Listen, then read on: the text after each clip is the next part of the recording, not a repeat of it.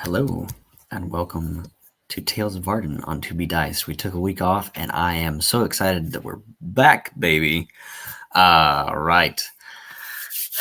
So, it's about to get spicy. It is about to get spicy. Let's start it off with Mr. Spicy over here.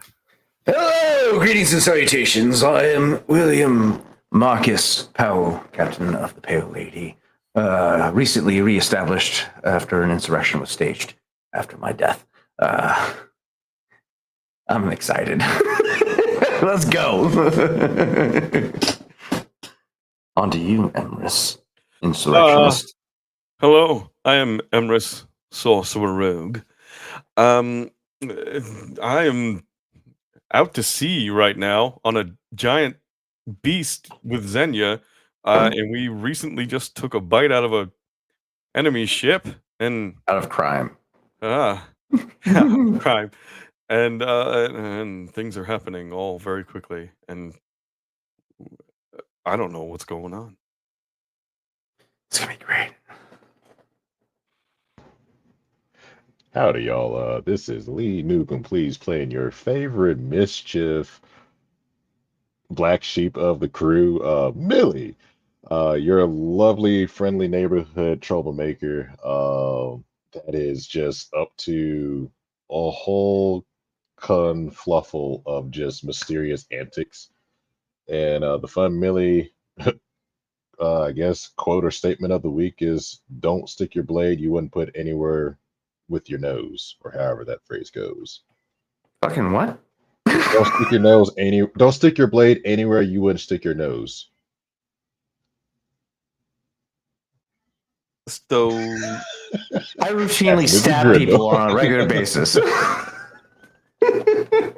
Seems Millie puts his Sometimes nose in you have to everything, so that smell answers how that. to ensure they're poisoned. Moving on. Oh, We can go all sorts of places there. Well, hello. My name is Taylor, also known as Nerdy Pinup Girl on most social media platforms, mainly active on the TikToks and the Instagram. If you like cosplay, if you like D&D, if you like special effects makeup, or just random nerdy shit, you should totally give me a follow. Today I am playing the 7 foot tall half orc muscle mommy, Grendel Fialova. On a treacherous journey and mission to get her goth tiefling girlfriend Helene back, who has been taken by our BBEG, Mr. Balls. And everything's gonna be fine. Yeah, everything will be fine. Yeah, that's really all I have to say. Jesus Christ. They'll all buff out. On that note, let's see how fine it's going to be on To Be Diced.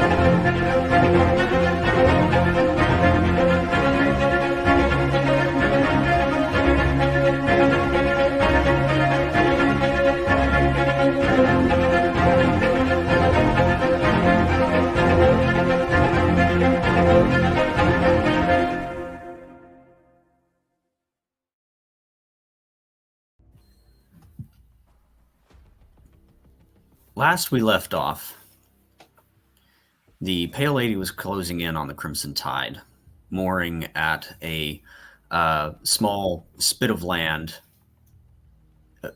maintaining distance so as not to be seen, while reconnaissance was done by Xenia and Emrys aboard Voratreus, a tide-caller manta, a huge creature of the sea that is looking for their companion, a Aquilarian shaman by the name of Shu Thalar. Coincidentally, the party is also looking for this individual, along with an abducted family member of William. Mm-hmm. And Ogner, right? No.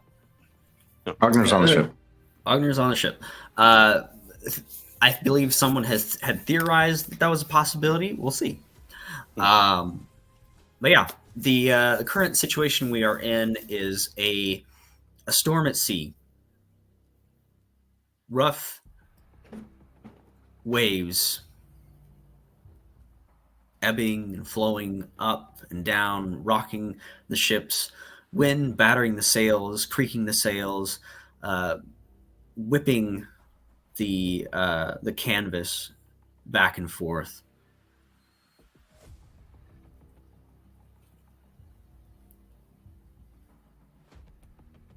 rain and fog are everywhere. Emrys and Xenia have slowed the Crimson Tide by one, putting a hole in their hull, and also turning their rudder and freezing it in place so as to make it appear perhaps that they have run aground, but also to turn them in a direction where they do not wish to go so that they would take on more water. And that's where we left off last time.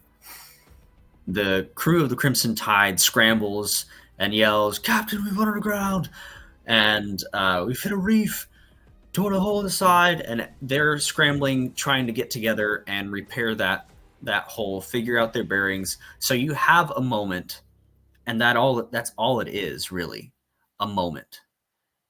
The waters here are warm and hot, and inside the wind that is battering both the Crimson Tide and the Pale Lady is the smell of ash and sulfur, as you are very close to Isla Dorado, which has two twin volcanoes that are always either active or semi-active. So, Emrys, after this little situation here, what are you doing? Where are you going? About how far away from the enemy ship is our ship? 3 miles. 3 miles. So that's going to take them roughly Travel 300 feet per. 45 minutes to get here. Yeah, we'll say 15, 20. We'll err on the side of fantasy here, not reality. That hole is going to Just to keep things moving. keep them at bay for probably 5 minutes or so. So if we have to, we'll keep punching holes in the bottom, like until we're noticed. Okay, very well. I mean, they're going to be patching the holes. The bosun should be at work on their ship. We don't want to sink the ship, but we do want to keep it busy Correct. enough to the point where So, has someone played a Beastmaster Ranger to help me out here with maybe a particular What's skill. the question you're looking for? So when Xenia takes over a beast, Uh-huh. they're basically in a trance, correct? It's kind of a They're transfer. unable to speak because their senses are inside whatever animal, correct? They're Correct. unable to Oh, their Yeah. consciousness is in the. Okay. Yes, Okay. it is correct. Okay, cool. That is all I really needed to know. oh, he's not like Emrys can speak with this thing on his mouth giving him oxygen. So Right. I believe they can still feel the sensation of touch Right. Yeah. on their body.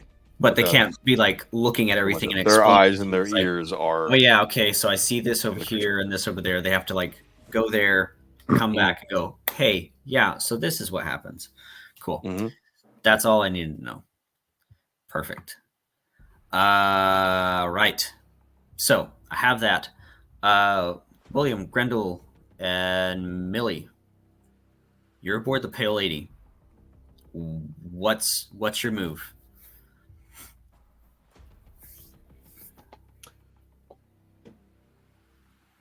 I was wondering if someone was watching the enemy ship with a spyglass, maybe. Well, William would have been watching the ship for sure. But he's more so. I guess if he's watching the ship and seeing that it's behaving erratically.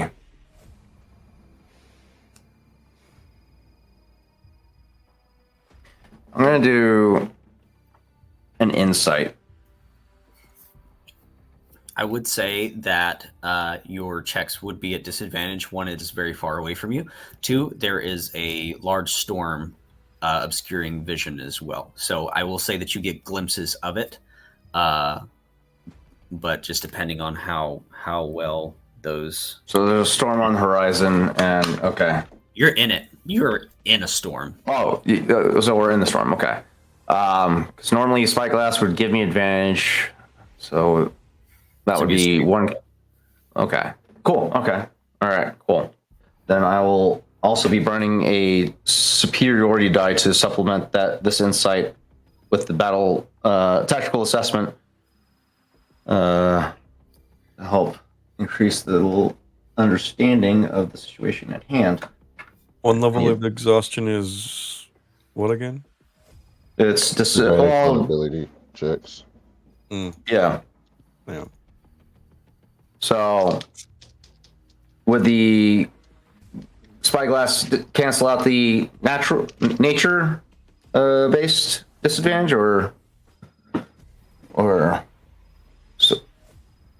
Two disadvantages and an advantage, I believe, would equal out to a disadvantage. Yeah. Mhm. Okay. All right. That's a. Was that a 2 or a 5? That's a 5. Cool. That's great. 1 second. I got another roll to make.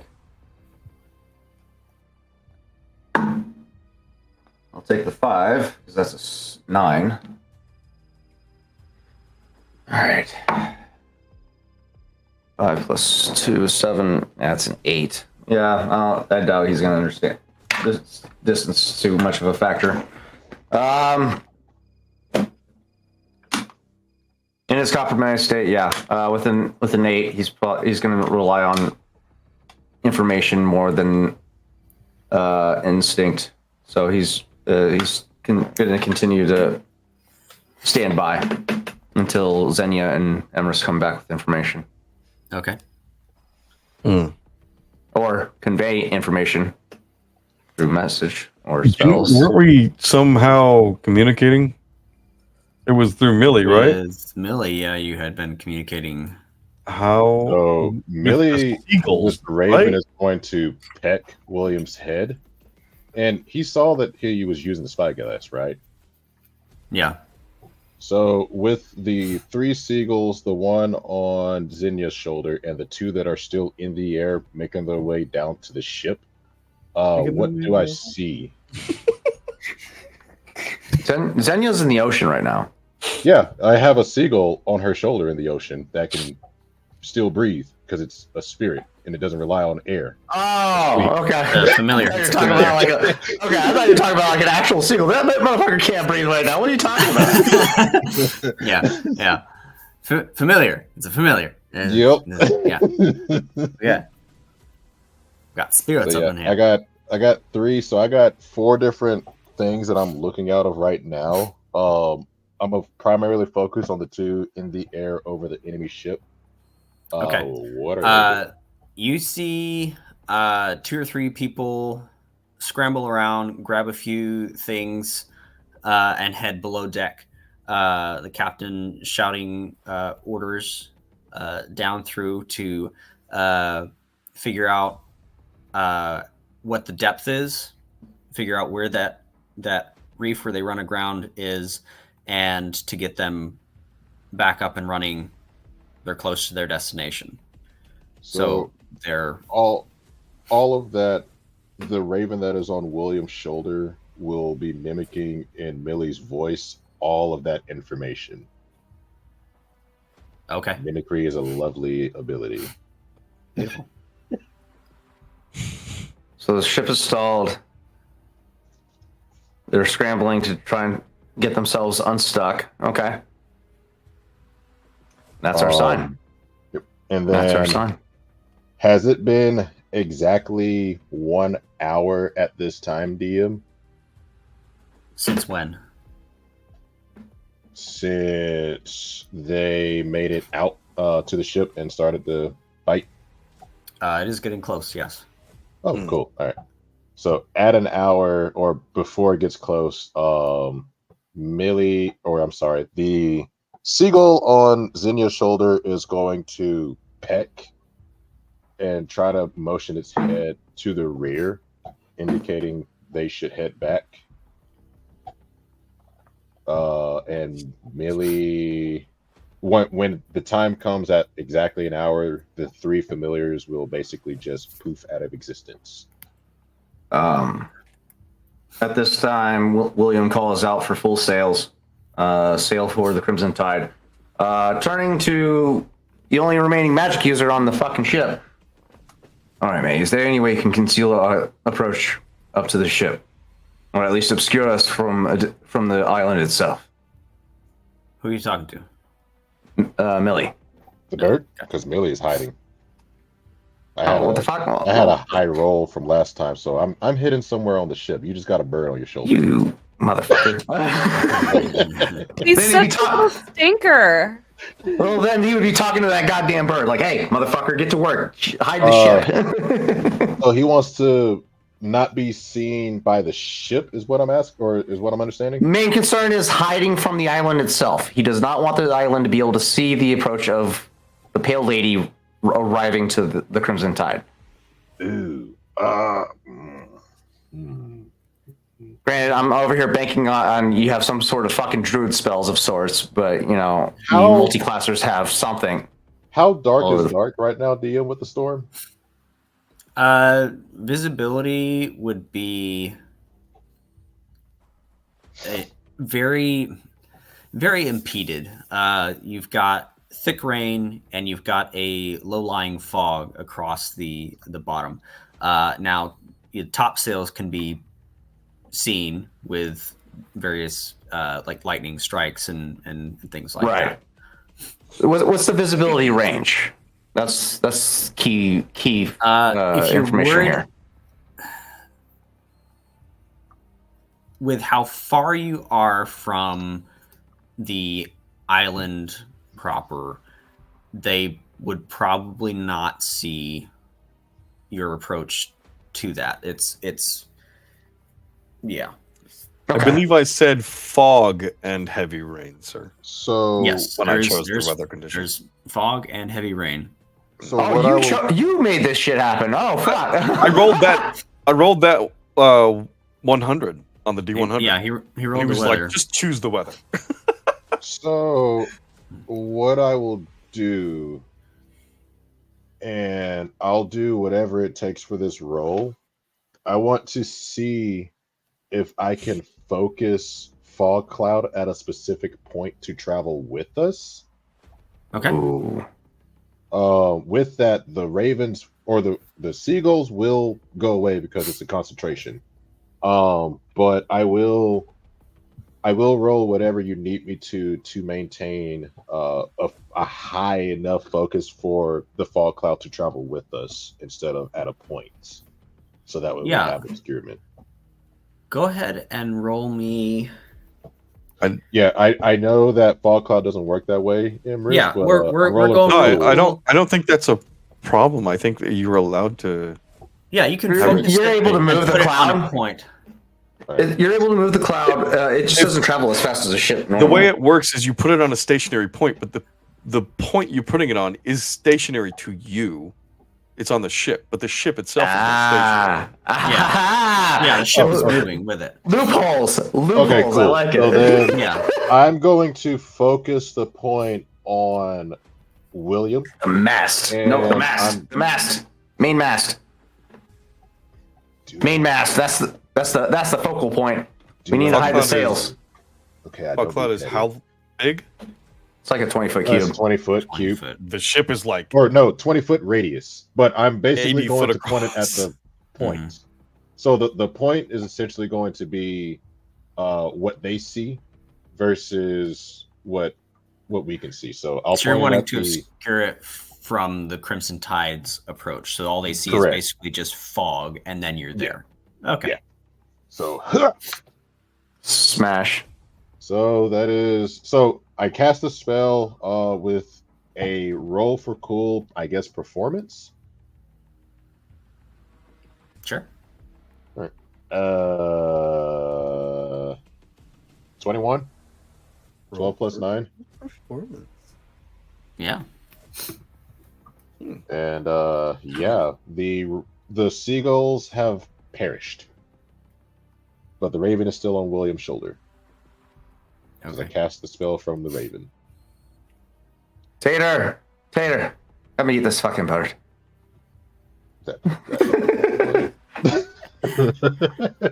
Can we have cats on the ship? And can we There name them is- after we our do. pets? There is We do a have cat on the cats. ship. Yeah, there was a cat that woke up on William's chest a while ago when we had Emers's introduction. Intro, yeah. Yeah. Kitty cats. Okay. Affectionately named Tater. So, Emrys, seeing the seagull dissipate from Xenia's shoulder, what would you do? We're going in for another bite because we can do that.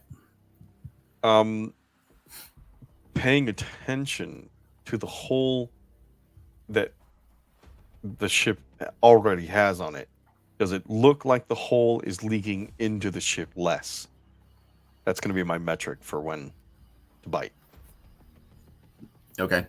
By this point, everyone has kind of pulled sails to pull the wind in a different direction, trying to pull away from what they think is a reef. Having a difficult time maneuvering the ship because of the rudder. But it does appear that over the course of 5 to 10 minutes, it is leaking into the ship less. Once it looks like they're about to patch that hole, I will tap Xenia on the shoulder to bring them out of their vision. And then I will try to utter, like, Strike. hit the ship with a tidal wave from the beast. And then bite immediately after. Okay. So it will look like Pantomime. they get rocked. A new hole in the ship. Same Okay. side. Make a... Let's see. Okay. Dice. I forgot the Pantom- dice. Pantomime. Let's see. So we're going to roll for the beastie to roll the ship, which would be a strength check. It's a +4. So doesn't the beast have access to tidal wave like the spell? Can't create a wave of see. pressure in the water? Oh, tidal surge, yes. Recharges. Did they already use that? The first one, yeah. Mhm. Okay, it recharges on a 5 or 6. So let's see. That's a 4. Ah. Wait, on each turn? Let's see. As an action. Because it would have been a couple of turns since the last Oh, time they used yeah, it. for sure.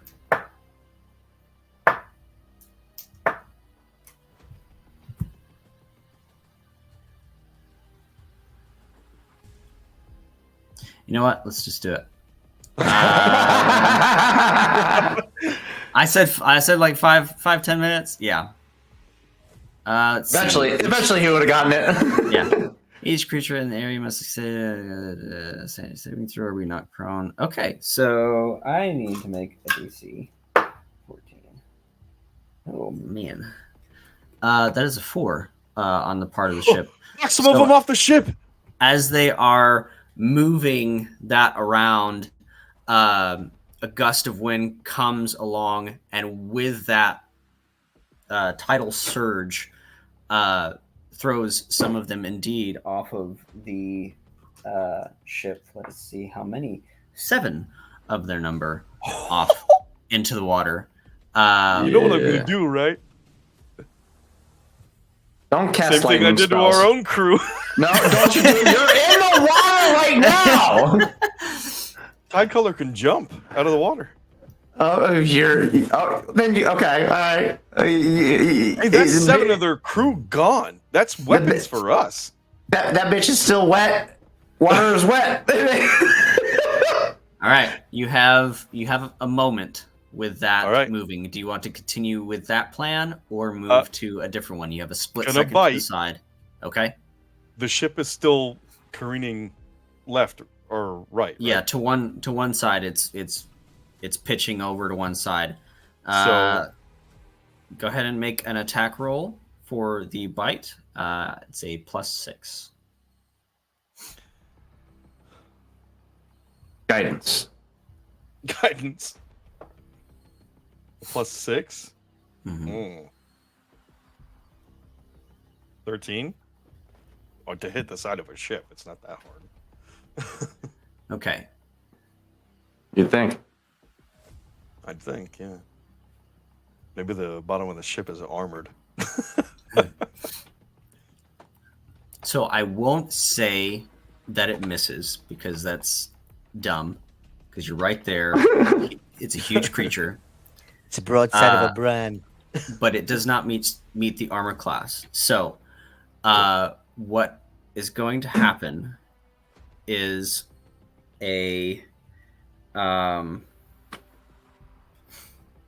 I need you to roll me 2d6 +6.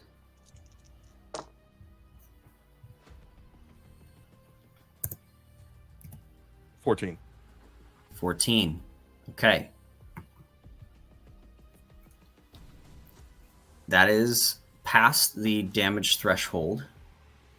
So I will say that a small leak begins to happen on that side. Not anything they're completely concerned about at the moment, but it has been noticed. It has been registered that there's something on the other I'm side. going to tap Xenia on the shoulder. Have her jump up at the back of the ship so that the tall back of the ship covers the creature as we head into the air. Okay.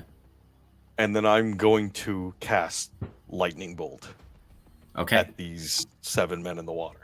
So they have it's a dexterity saving throw, correct? It is a dexterity saving throw. They are at a disadvantage, and I will also basically Double damage. bane them as well Bane. because of the water. So minus So a minus four. a d4. No, minus 4. So they're at You're disadvantage. saucy, Chris. I love this side of you, but it's also it'll very look- terrifying. It'll look just like lightning hit the sea and just Yeah. So that is a 2 with the disadvantage. And I rolled a d4. gosh. I rolled a 4 on the d4 for Bane. So it is a -2. So I will say, because of that just ridiculousness, roll your damage and double it. oh You better hope we do not ever find ourselves in the same situation ever. I'm so glad Emrys is on our side. Listen, in the sea, I it's hard I to can- beat me. 57 I'm already- damage to all 7 I can of us. feel Chris already planning a similar encounter for us already. You said 57. Is that doubled Yes. already? That- Okay. Double, yes. Oh Okay. my god. Oh my god. Oh, that's nasty. I can feel it. The Tidecaller Manta breaches while the crew of the Crimson Tide is reeling and scrambling from the other side. They're calling, "Man overboard!" Never mind! Back to stations! Fuck them! They're dead, right? Okay, dead. That's All wild. right. Back to the. What would you like to do from here? Continue the same kind of loop, but I'm not going to do Thunderbolt Okay. anymore, or Lightning Bolt Okay. anymore. That was one gen. Okay. Gotta Back make to the it Pale more Lady. numbers. Okay. What are we doing? We got.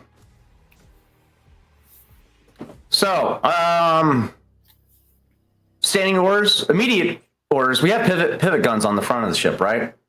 Yes, you do have swivel guns. Grappling hooks, locked and loaded. Okay. Prepare for Brendel. Prepare the boarding party. We're taking over. Yes, sir. Yes, Captain. And she is gonna put down her cannon, putting it back in the hole and folding it up before she just pretty much Toss that shit to me. toddles off to go and get the boarding party together. And before she does, she goes, "Oh, sorry, I just remembered this after I finished eating breakfast. But apparently, a shepherd told me last night that I'm supposed to be keeping a pound of dirt underneath my pillow when I sleep. I don't know why, but he was really nice about it." And then she's going to just keep walking and go to, get the team together. Well, what Tarzan has on his face right now is exactly what William has on his face right now. Keep a little dirt under my pillow for the dark. Fucking just literal shock across his face. Millie will be guiding William as to where to go, because right now he's the only one that can see. I'm the only one. You are the only Yeah, one. I'm in the crow's nest. You silly bitch. At least somebody's in the crow's nest. Okay. Yeah, no. At this point, William will take the helm, kick Ogner out of the seat, and You don't have to kick Ogner out of the seat. Ogner is not there. you motherfucker! Why you gotta do this to me, Chris? I'm scared. Secondly, yeah, I'll be taking over the helm at that point. Then, seated and attuned, and commanding the ship with my innate abilities. Okay. Why is Ogner gone? Oh, Why is no. Ogner gone? Fuck is Indeed. Ogner? So what I would like you all to do. Roll a perception check. No. Roll initiative. No. Let's go ahead and actually roll initiative, just so I have those numbers. I was gonna say against Ogner. No. I'm assuming initiative is an ability check. Fuck me, that's a 7. You high decks. Hey, look at that! One. High five, buddy. High five. Oh, twinsies, maybe lucky number 7s. Y'all are gambling men, right? I am for sure. Okay. I need to get rid of this fucking exhaustion. So what I would like you all to do is look through your abilities, perhaps. Look through what you're good at, what your station is on this vessel, and choose an ability that you would like to roll with. Give me an explanation as to what you do in preparation for the approach to this vessel. Millie, you've cast Fog Cloud on this, and you're moving forward. What else do you do in preparation for this? You said you were I've guiding. seen. Yeah, I'm guiding William, but if we're getting ready for a boarding party, before my seagulls died, were I able to get a glimpse of any of the crew members' face? Which one? Cool. I'm going to disguise self with a performance. Why are you so look paranoid? exactly William's gonna like- try and kill you. That way I can get a better infiltration on the ship as to reasons why I'm doing it. So performance to look like that crew member. And while our crew is basically fighting them, I'm going to attempt to slip and become one with them. Okay. Better With chance- the enemy crew? Give me a Yeah, performance check infiltrating. with advantage, please. You're playing a dangerous game, my friend. That I am. Hey, Um, Millie's gonna Millie. As soon as William gets on that boat. 23. 23. Okay. And then the Raven's going to flutter away from William and basically disappear back up to me. Flutter. Fuck. Grendel, Captain Vipper is going to be on the As- ship. as Master of Arms, what are you doing in preparation for this approach? You are getting ready to She's gonna have Attack, board, do something with this Crimson Grendel's Tide. currently lining up like all of like the boarding Yep. boarding little boards Mm-hmm. against the railing, Gangplanks. pretty much assigning each men like a specific group of men to each board and to who's going to go on each board, so it's not chaos, trying to remember the battle tactics and stuff that William had taught her, and always making sure that a good battlefield is an organized battlefield. And so she's Okay. going to try and make sure everybody knows exactly which one they're going on, which one when they're going. And she is, you'll probably hear her just kind of almost like barking orders, making sure just shit is lined up and prepared and ready. And then she will be moving her way to the grappling hooks. She's going to pull out her cannon, have it ready. Does the cannon work in the rain? Mm-hmm. Yeah. Okay. She's going to pull out her cannon, ready that, and also being right next to the grappling hook. So if she had to exchange or change weapons, she could just drop her cannon and move to the grappling hook. And Well done. Seeing if she can like pull anyone like off board if need to, or if something fucking big shows up, she can go fishing. She's pretty much preparing for anything and everything, whether it be monsters or people. And she also is very much aware that like we are taking on a full fleet of fucking ships and there's important shit on there. And this is one step closer to Relene. So she is like in full fucking focus and just stone cold serious face fucking running fucking business. So what skill would you like to roll with? I would, the only thing I can think of. If only there was a leadership skill in Yeah, D&D. yeah. Like I'm trying to figure out. Like just use your strength. Just use your strength, Well, or like an athletics or something. I don't know. Yeah, I was kind of just thinking athletics because I'm feeling like her representing, like her just fucking carrying shit out like it's nothing. I feel like her representing her strength can also be inspiring in a certain Like sense. you're battening down the cannons, making sure they're strapped in, making sure ropes are tight and knotted correctly, and heaving and hoeing, and like just telling You're them what to do. like, Wow. make sure all of those cannons are Betty Pies. It's just like you could do like an intimidation check. Can I argue that she has advantage on this? Based on athletics. Yes. This is at advantage. Okay. There's plenty of time to prepare. So would it be based on intimidation or based on athletics? Because her intimidation is I have a +3 in intimidation, but Up to you. Intimidation, performance, persuasion. fuck it, I'll do intimidation. You are a very intimidating presence. And double 15, so that'll be a 15 + 3 for an 18. Nice! Grendel's taking the training pretty well. I like that. That's awesome. She's taking this very seriously. William, For her Helene. you have taken the helm. You've sat in a chair. Mm-hmm. There's a small flittering piece of parchment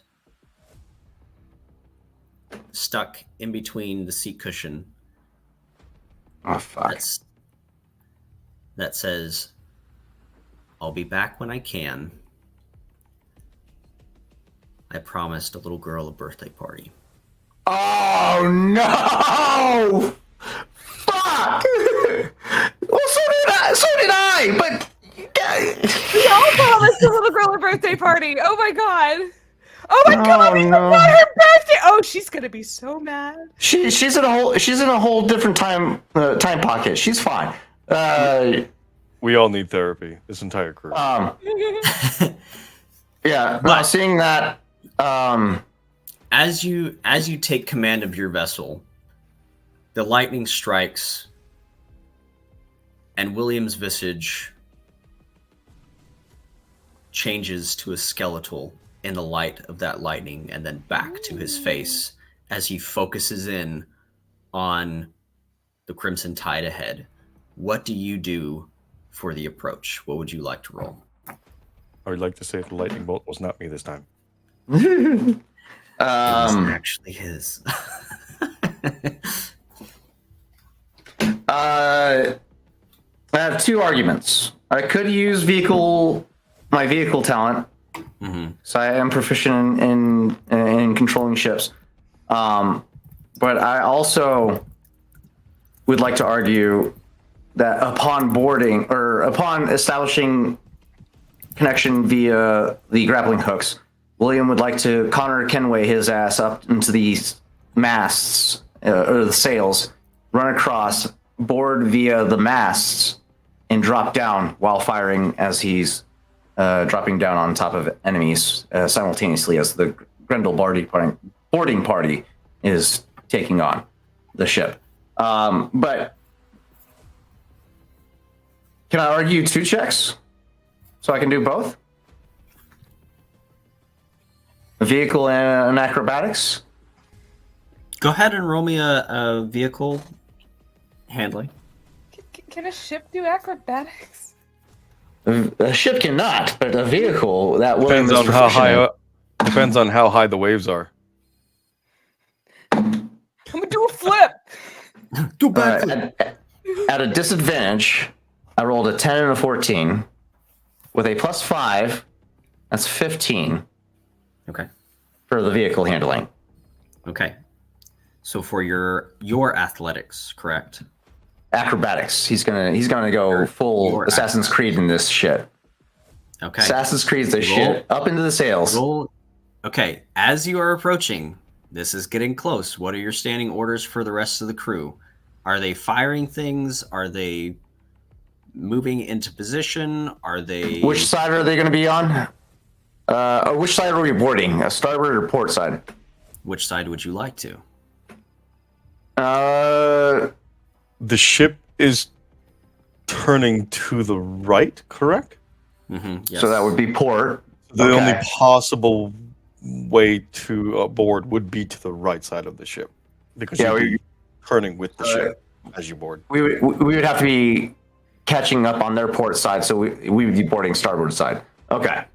So yeah, starboard side. Upon arrival,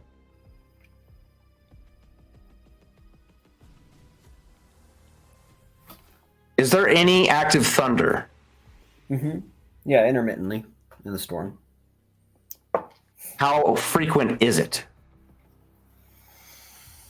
Can I get a timing at all? At least every 20 seconds. Okay. I would like to start time a starboard side broadside. Ah, shit! I got people on board the ship. Yeah, Fuck. the hostages, man. Never mind. Yeah, that's right. Lower deck only. Just swivel guns only. Upon reaching range, swivel guns lock the ship in place and Harpoon. begin boarding. Yeah. Well, grapple, harpoons. Yeah, either one. Grapple. Yeah. Starboard side, grapple, lock them in place. Don't let them escape. Take out the mast. Change shot if you have to. Okay. Roll that. Yes, go ahead. You're muted, buddy. Can't hear you. I had a question, but I'll let William finish his roll before I ask. Okay. Go ahead and roll that athletics at advantage, please. Acrobatics? Yeah, yes. The other skill that I wanted? Yeah. The other thing. Yeah. That's a 6 on the first roll. That's a 4 on the other roll. Fuck me. That's a 13. 13. Plus 9 to acrobatics. Okay, so 11, 14. Can I supplement it? Let's see. Let's see if I can supplement it. One second. Let me see if I can supplement it at all. Fuck. No, I can't. Fuck me. All right. Shit. No, I can't. Okay. I'll just have to take it. It's fine. We're fine. Okay. Emrys. The Pale Lady has closed distance. as the Tidecaller Manta of Vortreus turns for another strafe, you see above the underneath hull of the ship. It's in closing distance.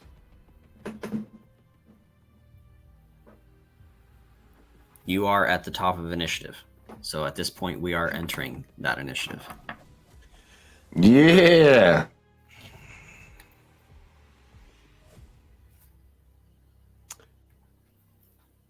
I would like to take a deep breath. And as we get close to the ship, I will pull off the oxygen from the thing, and I will swim up the ship and dagger into the hull. No! Stop stabbing my ship! No, their ship. Okay. Calm down. Stop putting holes in my Holes ship! in my ship! My poor baby! Been a while, man. Full on Jack Sparrow that ship. He's trying to climb up the opposite side of the ship that they are climbing from. Okay. That's funny. That's good shit. You let me know how far up the side I can get. Okay.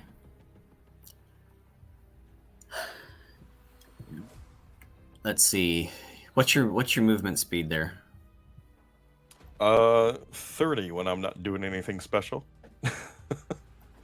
What type of rogue are you, thief? Yes. Oh, you have Yeah. the same walking speed as your climbing speed, depending on what level you're on. Oh no, my climbing speed is 30 as well. Yeah. Yeah. Okay, then here you go. You'd be able to get onto the deck for sure. Okay. Before I crest the side of the deck, I will go invisible. Fucking magic casters, man. Diabolical. Second level spell slot, invisibility. And I'm gonna just, as they're focused on the left side of the ship, I'm gonna go skirt along the right side of the ship and try and get down in the hold.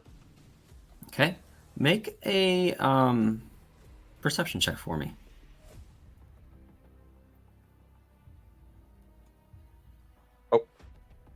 I didn't mean to roll that. That's good, actually, so I'll keep it. 17 plus 4 for a 21. Okay.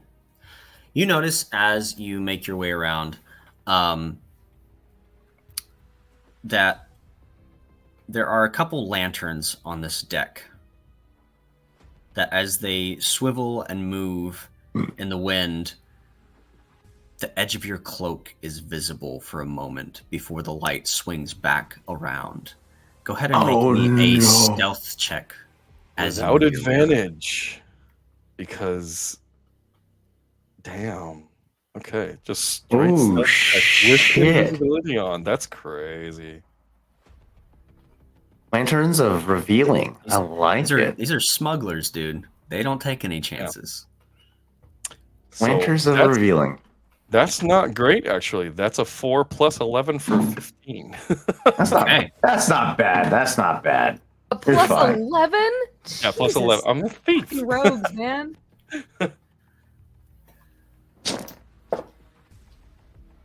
Okay. Aiden's.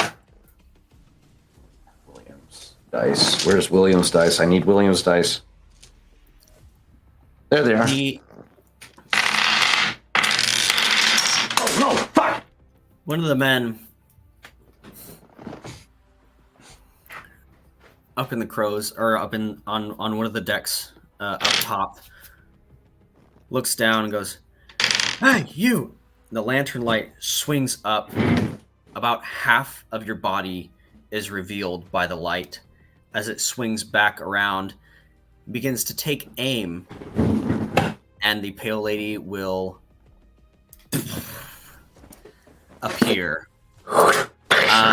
So, William, I need you to roll me swivel cannons. Grendel, Right. while we're doing that, Go ahead and put those in the chat for me, William. Grendel, it is your turn. All right. So we are like currently like right next to the ship, correct? Yeah, you're getting ready to board. Swivel cannons are going off. You're Okay. up. Grendel is already like yelling and barking orders. Just pretty much everyone line up, fucking ready yourselves. And as soon as they're able to make contact, she will be sending them off. But she will, at the moment, aim her cannon. And she did hear William talk about like taking out the mast, correct? Yes, that was a Alright. standing order. She is going to aim her cannon if she can see any mast of any sort, whether it's the main mast or the other mast. She will aim it and fire. The missing mast. Question. I gotta Are pull up the we, stats for the cannon again. so the fog cloud's not obscuring vision, correct? At this time? Because it's on the front of the ship, not the side. Yeah, it's on the front of the ship. Cool. All right. Just want to make sure. All right, so I now get a plus 10, correct, with the gunner feat? It's 23 and Should be your proficiency plus your strength modifier for your cannon. Okay, I have a Yes. plus 4 on the settings for Grendel's greetings. I just can't remember if having the gunner feat did anything. Hold on, let me. that gives you you normally gives you allows you Advantage to on ignore attack the rolls against a creature. Wait, nope. No. I don't have the gunner feat. I have the grappling feat. That's it. Sorry, my bad. yeah. You're good. It Gunner wasn't fucking thinking. Okay. I'ma fire this bitch. Come on, focus. All right, that is a 14 plus 4 for an 18. And you're aiming for the mast? Yes, or like at the base of the mast, I think would be a better fucking option just because it wouldn't be as small as a target. So she would be aiming at the floor right where the mast is. Okay. Go ahead and roll me some damage for that shot. All right. 2d12. All right, first is an 8. Second is an 11. So that will be 19 points of bludgeoning damage. Okay. And do I need to make a I need to make a throw, don't I? A saving throw for the recoil? Yes, you are not raging, so that is DC 17 strength. 17 strength? Okay. Yes. Okay, that is a 14 plus 4 for an 18. And she would like to use her bonus action to rage, just kind of feeling the rush. And as my second, and I forgot to bonus action rage, but I'll if you will allow it, I will use that as my bonus action and then go in for my second attack. Yeah, go ahead and roll Which me a would be- D100 for me. Oh yay! This shit again. Oh no. Here we go. All right, that is a 65. 65? Okay. Yeah. Your 1d4 fire damage is active during your rage. Yeah! Fuck yeah! We got flaming Grendel! Oh. So again, Stop burning my ship! you just see Grendel, like her hair just bursts into flames again as her muscles bulge and she grips the cannon tighter and she kind of levels it and she just goes for another shot. A little spark, a little twinkle in Grendel's eye. That is a 16 plus 4, I believe. Yeah, plus 4. 16, 17, 18, 19. We would like to 30. say 30 girls, us here at 20. TV Dice in no way are making a reference to the fact that Grendel is gay, saying, the flame thing. It's Oh, just- yeah, it's no, cool no. and on fire. Come on. be cool. This crosses all boards. Slay. Slay as fuck. Yes. So that was a 20 on your second attack, A correct? dirty girl 20, yes. Okay, go ahead and roll some damage on that. Pretty girl 20. Oh, you get used to that, You Sai. haven't heard that phrase yet? Yeah, no. No. I don't think we you love ever our rolled a dirty girl 20 in my 20s up in campaign. here. Get ready for that, Sai. We come up with a bunch of different names for it. First is 9, second is 10 for So 19 points of 19. bludgeoning damage. Okay. Cool. What if all Powderhead made a slutty 20? And that will be the end of Grendel's turn. The mast has taken quite a bit of damage and Yeah, it is very close to being completely destroyed. Oh, with boy. That turn. Knackered, mate. Let's see. It is either William's or Millie's turn. Since you both have the same initiative, I'll let you guys decide. Who You can goes. go ahead, Millie. Do your magics. Sweet. Question. How do these arcane stones work again? You're talking about the Teleporting ones, I think. waystones. Yeah. Yeah. So there is a small waystone and a port crystal. The port crystal has to be attuned to a location for a period of 1d4 days, and then the waystone has to be attuned to that for an hour. And then once that's done, you can travel anywhere in the world with the waystone and use that at any time as an action to return to that port crystal location. Okay. And we are basically close enough to board the ship. Yes. So at this point, you've pulled up alongside, interrupted the sighting of Emrys on board. The captain has run across the Yes. William has gone over to one of the pulleys, kind of kicked the counter lever and shot straight up to the mast, and is currently running across to board everything. The men on Ladies board in hand. are beginning to put hooks across and pull in towards the ship. Would they use the ballista on board, the chains? If that's an option, yeah, absolutely. Okay. All resources are being used in this excursion. Everything's So more there's fun a with few things chains. that I'm going to do. The first thing I'm going to do is everybody on the enemy ship that is not an ally, I'm going to cast Enthrall. So what Enthrall does is I weave and a distracting string of words, causing creatures of my choice that I can see within range and that can hear me to make a wisdom saving throw. Any creature that can't be charmed succeeds or automatically makes this save is unaffected. However, those that fail, the target has disadvantage on wisdom perception checks made to perceive any other creature other than myself. How far is the enthrall? Right. Yeah. 60 feet. Jesus Christ. Okay. So what are we Smash. talking about here? So What as many sort of the crews that are, or as many of the enemy crew members that are on top deck that I can see and that can hear me, I'm basically going to say "All Eyes on Me" by Tupac. He's pulling a siren. We just fought sirens, and Millie's being a siren. You learned a thing or two. Uh-huh. So what sort of save are they making? They need to make a wisdom saving. Wisdoms. Yeah, wisdom saving throw. Okay. Okay, you really like that number tonight, don't you? Okay. That's a 2, 2, 5, and 7. Jesus.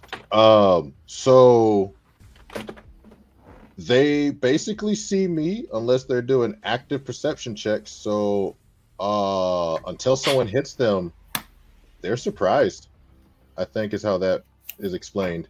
Yeah, I mean this whole round has been a surprise round. Yeah, buddy. So We haven't got a Millie, response attack yet.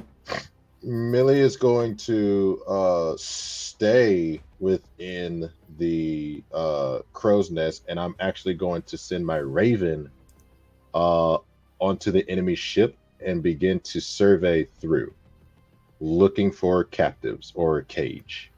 Okay. And that is all I do for my turn as an action, and then send my Raven out. Yeah. Okay. Millie with the most. Millie with the most. I love it. Absolutely.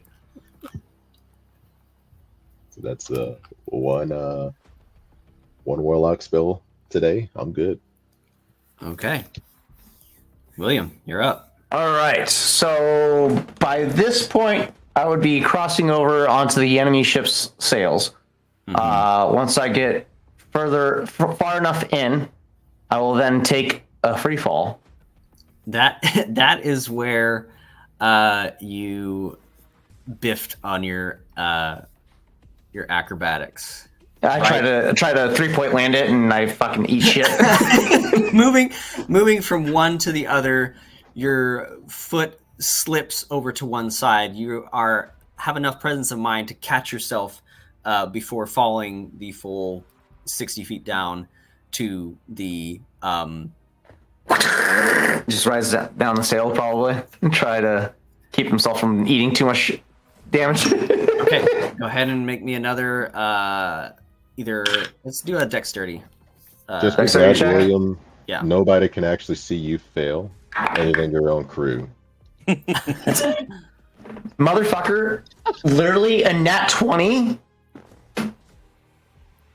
into 9 plus my dexterity of 5. 14. 14. It's not terrible.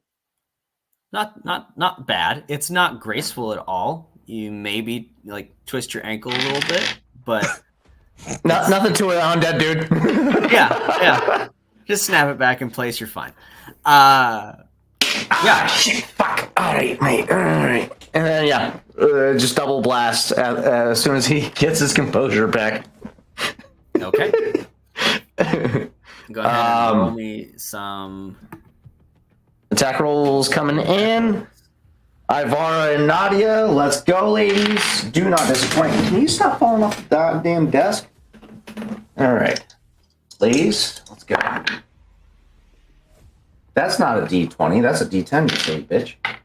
That's a fucking 5 plus 9, 14 to hit on somebody. And a nat 20. This is indiscriminately directed to crew members until I can spot Captain Vipper. Okay. Perfect. Go ahead and roll damage on both of those. Okay. I've run as a 2d8. 2d8.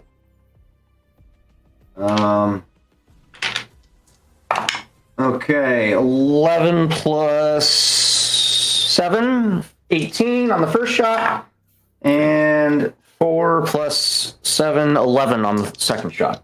The second one was a natural 20, wasn't it? Yes, so 22. 22. Oh wait, we do crunchy crits, so it's shit, sorry. 16 plus 11, 27 plus 7. Wait, no. 11 was the 7. So yeah, 27. Nasty. But yeah, making my way towards the helm to try and locate Captain Vipper. You limping, by the way, because of that fucking biff. Vipper! We have unsettled business. As you're shouting this, you shoot one of the men in the kneecap, takes a knee. That was your first one. Your natural 20. You spin around as one of the men comes over to attack you and move towards the boarding party. You just right into his head. Just Vipper! Vipper! Show yourself to me! And that is your Smash. turn. Anything else? Yes, Bonus sir. action? Okay. Actually, that's true. I do have a bonus action. Third shot, yeah. We'll take out another ship crew member until Vipper shows himself. Third Uh, shot. Yes, gunner feet, baby. That is also a 19 to hit. And D8. Which D20 did I use? I used the black one, so I need a black D8. There we go. That is a 6 plus. Nadia's plus 7. So 6 plus 7 is a 13, my dude. 13. Yeah, as soon as I see Vipper, then I'm popping action surge. But until then, Okay. no. Okay. Fuck him up with the rub. That is an incredibly successful first round as you have successfully moved into position stealthily, despite any poor rolls that might have happened along the way. Preparation from your crew for this moment, you are all working very well together. You have successfully taken the heat off of Emerus, who is now able to make his way into the first layer of the ship, moving into the hull. So I like it. Good success on that. As you're shouting for Vipper,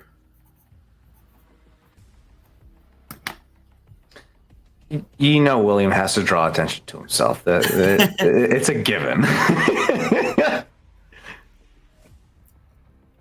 he comes down the steps that lead from the helm, slowly, one by one, heavily stepping on each one as the rain just slaps across his face, and steam rolls off of him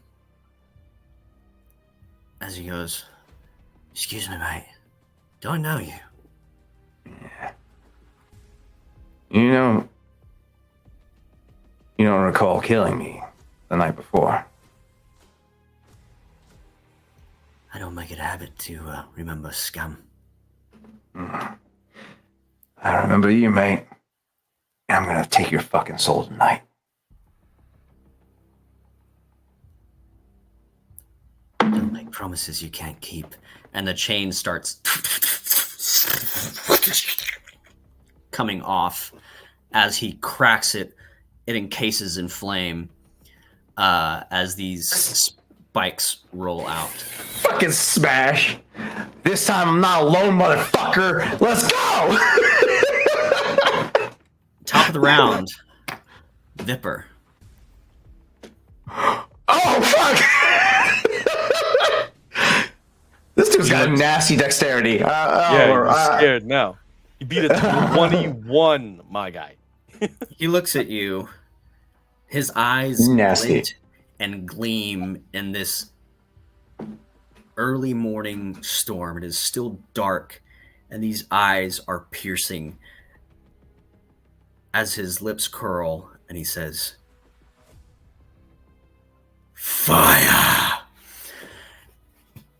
They're going to take a 36 cannon broadside on the side that you are moored at. You bitch ass motherfucker. Ooh. You said how many cannons? 36. 36. That's a lot of fucking damage. Holy shit. Okay. He has 36 men aboard this ship to do that? Fuck! That's a big ship, man. I guess enthrall didn't help at all in this situation. We're in danger. For this particular individual, no. You gotta be able to see the men that you're enthralling. They're all down below. Oh, did you make it below ship? No, the men. So there's 36 cannons, but most of them will be below decks on the second, third, and fourth deck. Oh, That's a big ass ship. Yeah, it's fine. We'll be fine. We'll cannibalize this ship. 25 to hit the Pale Lady. Aw, can you knock the holes in my baby? No. Is that just one attack roll? That's a broadside. That's 36 fucking cannons. Yeah, it's a broadside for. But did you just roll Did you roll individually or did you roll it all together? No, it's a It's all singular together. attack roll. Yeah. Yeah. Oh, cool. No, the ship rolled a 2. Silvery bars. I used my card. Oh! Oh shit! Wait, no. How does that fucking work though? So the way that this works, Misfire! They all misfire at the same fucking time. So you said that your raven went through. yeah. They all fucking misfire at the same fucking time. Fate Weaver, you have changed things as Millie.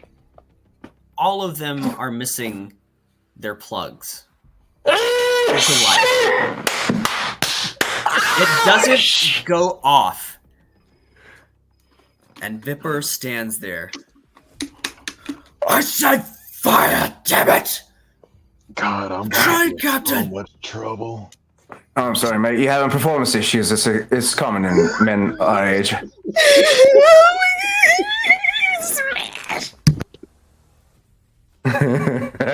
William's fucking slugging shit right now. Wait till it's my turn. Actually, you know what? I'm not gonna do it because we gotta save people on this ship. You said I killed you, mate. Yeah, that was alone. Now I got friends, mate. I don't care how many friends you have. Let's do it again. And he's going to try to grapple you with his chain. Is this magical in any way? The chain itself? Or what? The attack itself, is it magic in No, any form? this is a melee attack. Okay, cool. Yeah.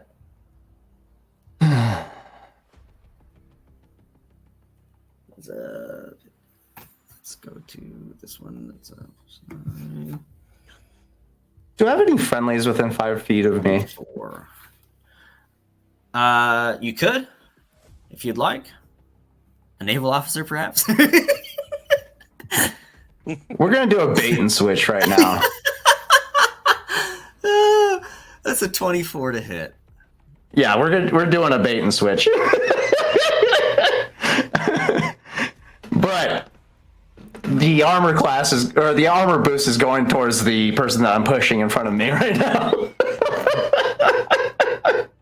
Sorry, but you know, I need this motherfucker to not hit me with that fucking chain because it hurts like a bitch.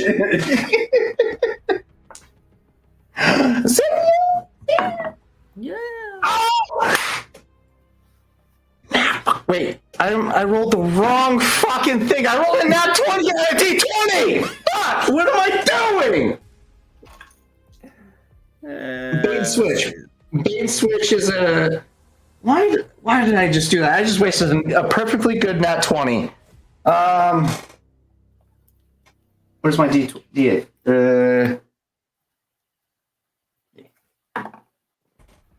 +5 to the new target's AC. +5. Okay. Yeah. That still hits. Shit. Sorry, buddy. Tried to protect you a little bit, but you know, Captain's more important right now. And they are set on fire. Ow. Sorry. As this chain reaches out, these spikes wrap around and stab into this individual that you've bait and switched with. And flame runs the entire length of the chain as they scream out in excruciating pain. Sorry, mate. That's tricky. Is that what you use your men for? You coward. Most of the time, yeah. You motherfucker.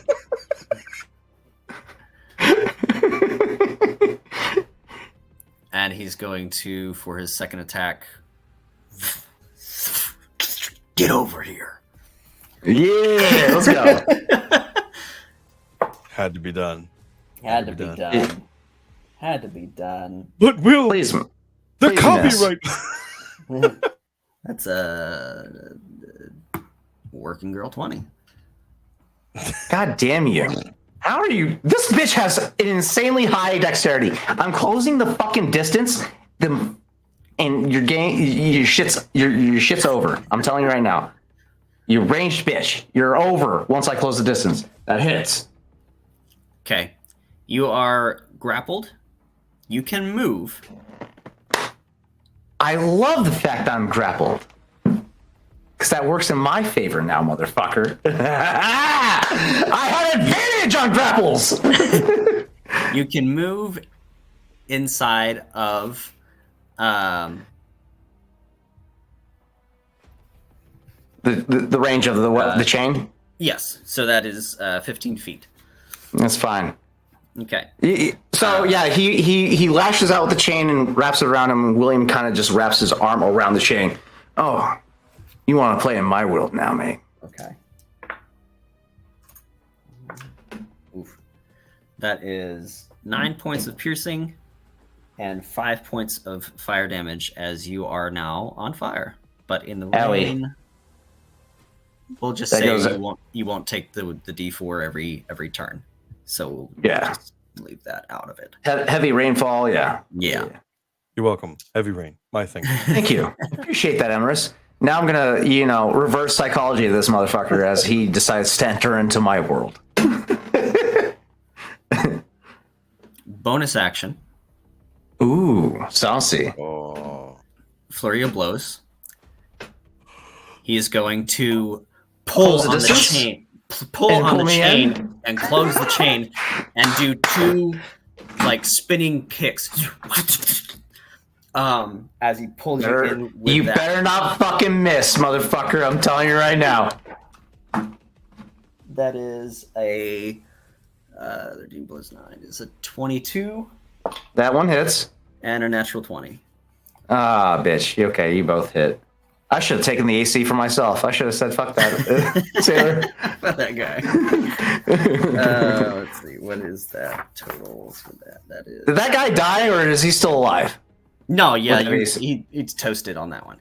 Ah, bitch. I definitely should have taken that AC boost. Let's see. Fighting plus 6. Would be 8. Where's that? There it is. And then another... Okay, cool. Oof. So that's 8 points of bludgeoning. On that first hit? 5 points of acid.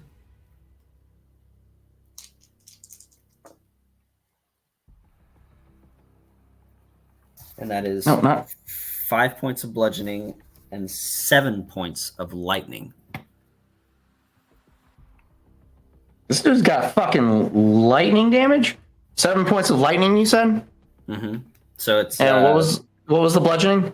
5. Owie. Okay, I have officially hit the 50% mark. That's fine. Wait till I get my turn, now that we're in close proximity.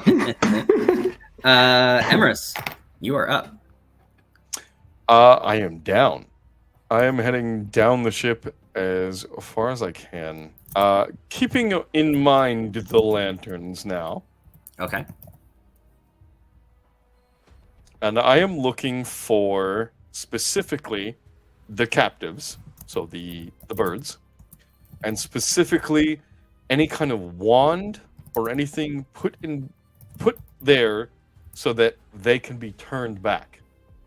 I'm going to start sending people up to fight. Okay, interesting. After go ahead and roll me an investigation check. Real good at these. +1.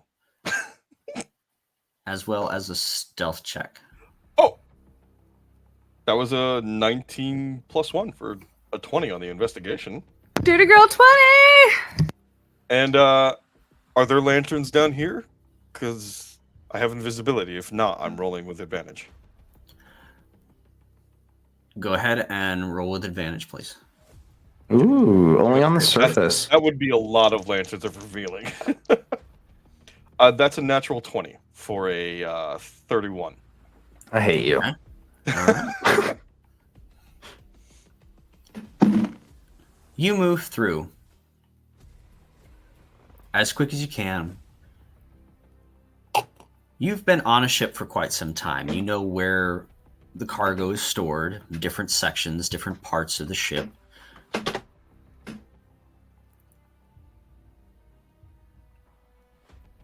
You have come to a section of the ship, lowest deck possible, in the very back. A little bit of water at my feet. Or Water will at your water be feet. ascending? Yes.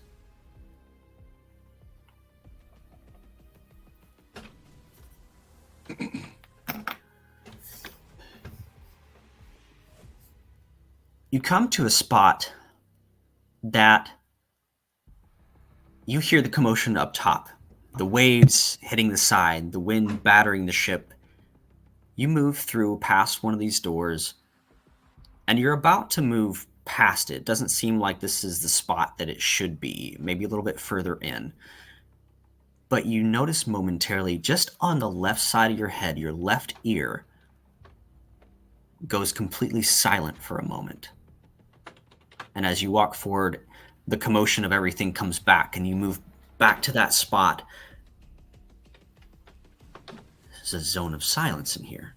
On this particular area, centered on this door. This is important. There's something here they want to keep quiet.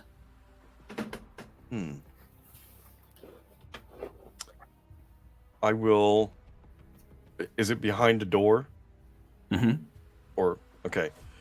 Is there a keyhole to the door? There is. There is a latch and keyhole. I'm just going to attempt to place my eye and look through the keyhole, get any kind of information I can. Okay. Go ahead and roll me a perception check, please.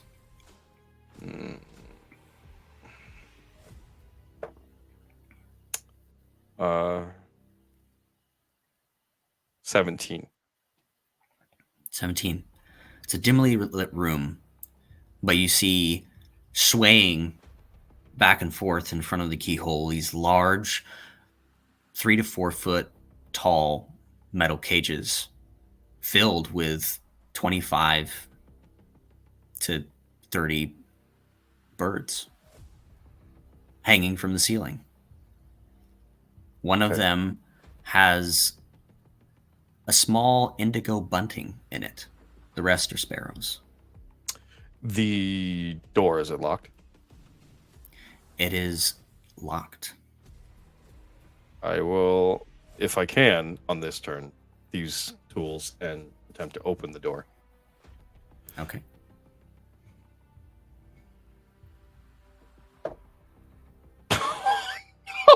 No! So that's a natural 1 plus 11. You It had to happen sometime. you move through it, and just as you think that No such thing as critical fails. this is it. This is how you unlock this door. I'm going to get all these people out of here, and this battle is going to go in our favor heavily. At the last minute, your pick breaks, and you notice a small silver string that runs up the side of the door. Oh no! There is an alarm. Didn't check for traps. Yeah. There is an alarm, and they are coming. Ah, shit.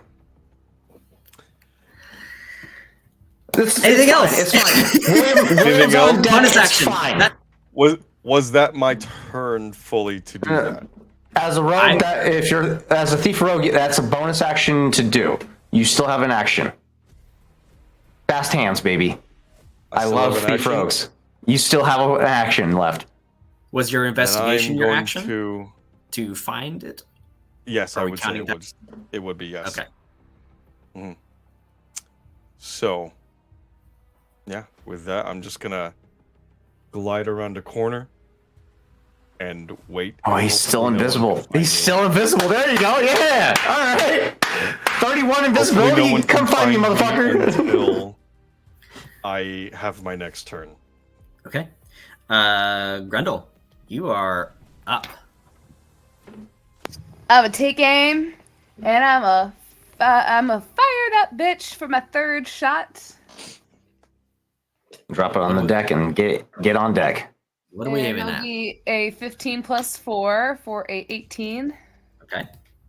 And I'll go ahead and just roll the second attack. Well, actually, I'm going to use my bonus action to reload. And then go for a second attack. Okay. So All right. roll your damage on that first one. What are we aiming at here? The same place Mast? near the floor of the mast. mast. Perfect. That second one was a 17 plus 4 for that second attack, and for the first attack that was a 6 and a 12 for 12, 13, 14, 15, 16, 17, 18. We have a short window to work with. 18, also a d4 for my fire damage, which would be a +2. Okay.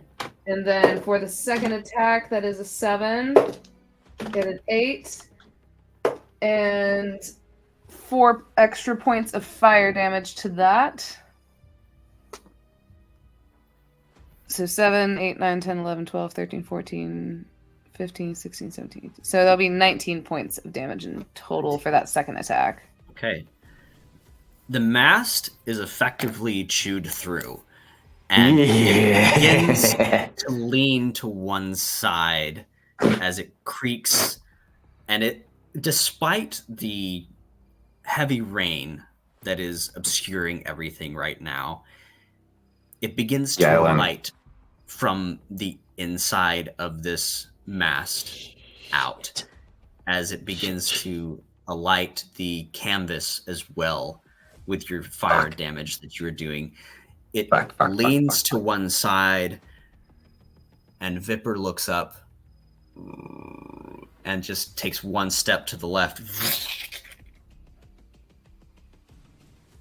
Not wrong. Okay. All right. Oh, do I need to make a strength saving throw on those 2 cannon shots?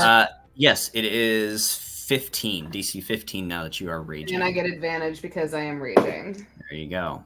All right, first one is and it's a strength or an athletics? Strength. Strength. Or strength saving throw for the Gretel's favor. Oh, okay. So that's an 11 plus 8 for 19 for the first one. For the second one, it's going to be an 18 plus 8. Grendel's greetings, I should say. Okay. What are we aiming at again? I'm sorry. Oh, With those Indiscriminately? those were both at the mast. I was just making the saving throws for those saving throws. shots that I sent off. All right.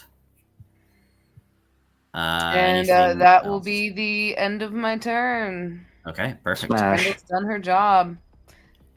Xenia, you are up. Let's go, Xenia! Let's go! Unfortunately, you missed our first little round of combat, which was incredibly successful, I must say. Sneak attack.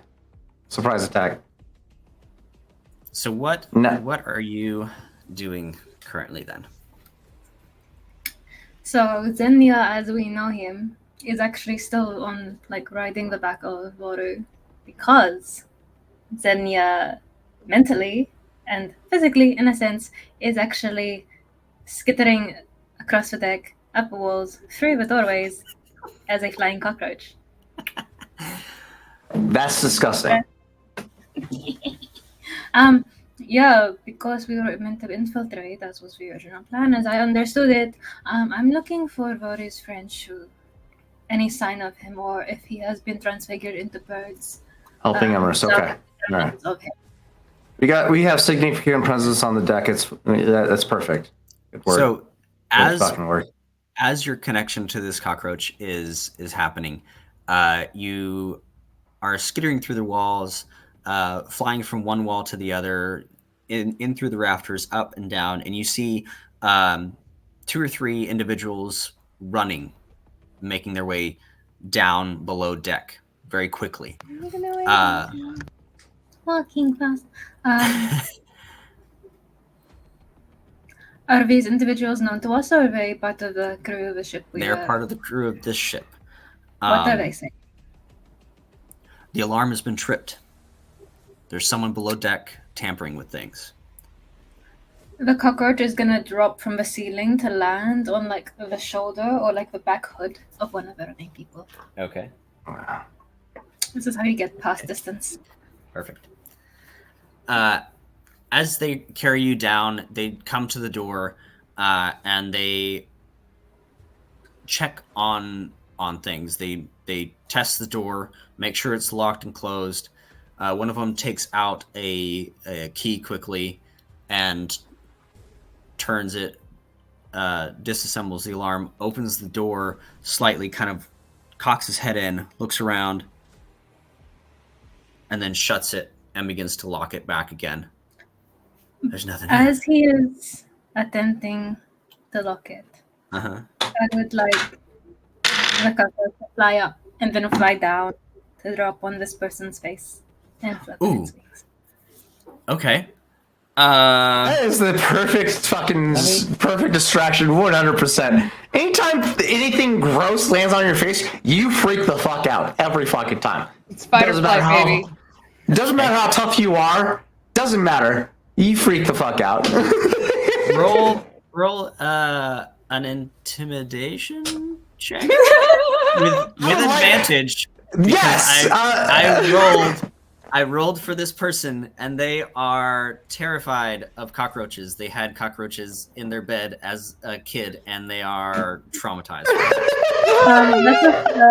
Even at advantage, that's a 14. 14. As he kind of takes the keys out and puts it in, lands on his hand. And it like jumps onto his face and goes, "Ah! Ah! Ah! Get off! Get off! Get off! Please!"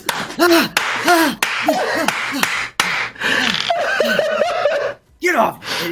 They go to smash it, and they Emrys, invisible, kind of like okay. turns his head around the corner because he's hearing all this. Like, the fuck is going on? The other one, roll an 18, hits your cockroach, splattered its guts. It's still alive though. Like, yes, it is. Because those are hard to kill. How many lives does a cockroach have? A million, apparently. Enough to survive. I mean, they can survive. They can literally survive a nuke. So I mean, it's It has a natural armor class of 21. No. So now it's get a hand leg of the one that hit it. Okay. Cool. So well done, Denya. Well done. Happening. Anything else on your turn?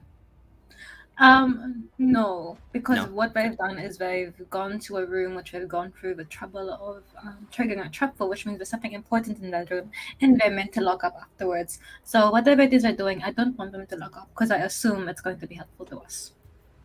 Ooh. I have learned that with people, if they're trying to hide something, they're going to go through like several steps to try and make sure other people don't. Zenya's thinking 3-dimensional here. I like that. He's learning. He's been studying people. If I stop them from locking up, we can bypass the magic, and Emrys can break in. I don't even know he's there. Right. Oh my god. This is right. This is going so well, everybody. This is going so well. Millie. Except for William. You are up. William's taking some hits.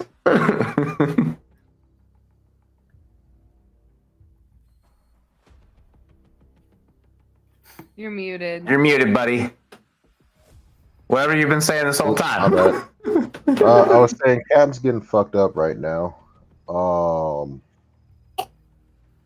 It's fine. William can handle it. It's not the first time he's been set on fire. Correct.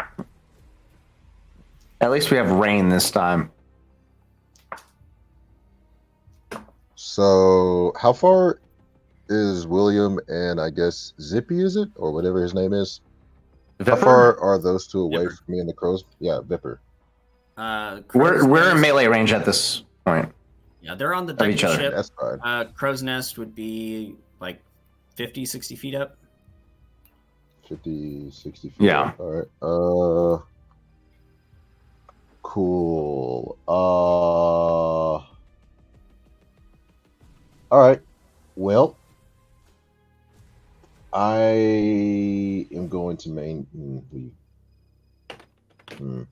What is Grendel doing? Is she in combat Grendel with has anybody? Or? just unloaded their cannon. I believe Right. she's still on the deck of the I Pale am Lady, still on or the have deck you of the crossed over? ship, standing next to the harpoons. She has her ballistica on the back, but she's a very known presence, I would say, considering that she has flaming hair in the fucking rain. Yeah. So That's all good. I'm just looking for people that look like they're getting fucked up or it's getting spanked, and the only one right now is William. Average height Oh, for William's always getting spanked. yeah. So Average height then for Galleon's mast is 80 to 100 feet. Yeah, that's all good. With how algebra works, I am going to jump from the crow's nest down as my movement, and I'm going to, once I hit 60 feet down, I'm going to thunder step behind the dude where William is at. And he has to make a Constitution saving throw. Oh, let's go, Millie. Constitution saving throw. Please tell me you're not still disguised as one of the enemy fucking sailors. No, when I start to attack, my disguise goes off. 9? He failed. Okay. All right. Oof. So he takes, 10, 18 thunder damage. Okay. And everybody on the ship, and sadly, probably towards the island, any and all people can hear me. 100 feet. Up to 100 feet.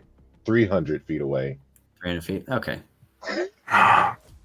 Thunder. Yeah. We're in a storm right now. It's fine.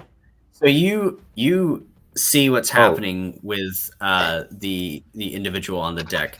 You see this flame shoot down the chain, and William wrap his arm around it as they pull each other closer in this just back and forth melee. You leap, thunder step, and whether you planned it or not, the fates have decided that it is at the exact same time as thunder in this storm. It just exemplifies that. I'd like you to add a d6 to your damage. You sexy bitch, Chris. 5. So that'll be a Power 5. of nature. Captain Planet's on your side, bro. By your powers combined. For my D&D party. bonus action, This whole time I've been thinking Thundercats. yeah, buddy, I was too, but I didn't want to. Why are we We're the same not- person? We're not Tabaxi. We're not Tabaxi. It doesn't work that way. My God, bonus we need a action for the Thundercats turn is campaign going now. to be, all right, Captain, up and up, get in on his ass. Healing word for. You sexy bitch. You fucking sexy bitch. Ah! One. So you get back. Where's my wisdom? That's what it is. 5 healing or 5 health. Okay. I'll take it. That's good. That's great. My movement, action, bonus. That's all I do. I'm right behind homie. That's perfect. That's perfect. So in that instance, Millie teleports and thunder steps right behind Vipper. He fails his saving throw, gets thrown after his herring of William stumbles him back a couple feet, and he recovers and sees Vipper flying through the air, grabs him by the throat, thrusts Ivara into his gut, and fires around. Let's see how this looks. Oh, please fucking be sexy.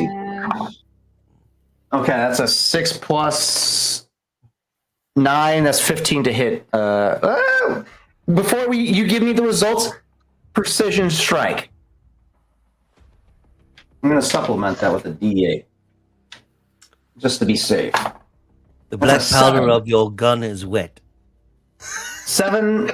Don't listen here, Emrys. We're on the same fucking team, motherfucker. I just wanted to hear him say it. It would be funny. 6 plus 7 is 13 plus 9, 22 to hit. 22. There's no there's no disputing that one. No disputing that one.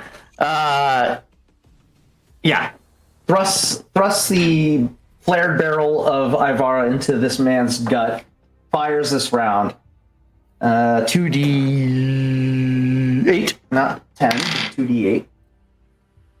Where's my d8s? I already rolled it. That's why. Okay. Hi, baby. That's a 6 plus 7. 13 again. I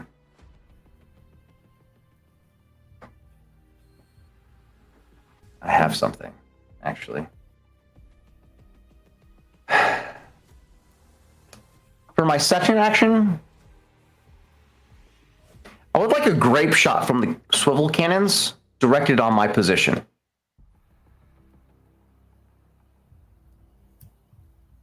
Okay. Grape shot, my position, bonus action, Misty Step.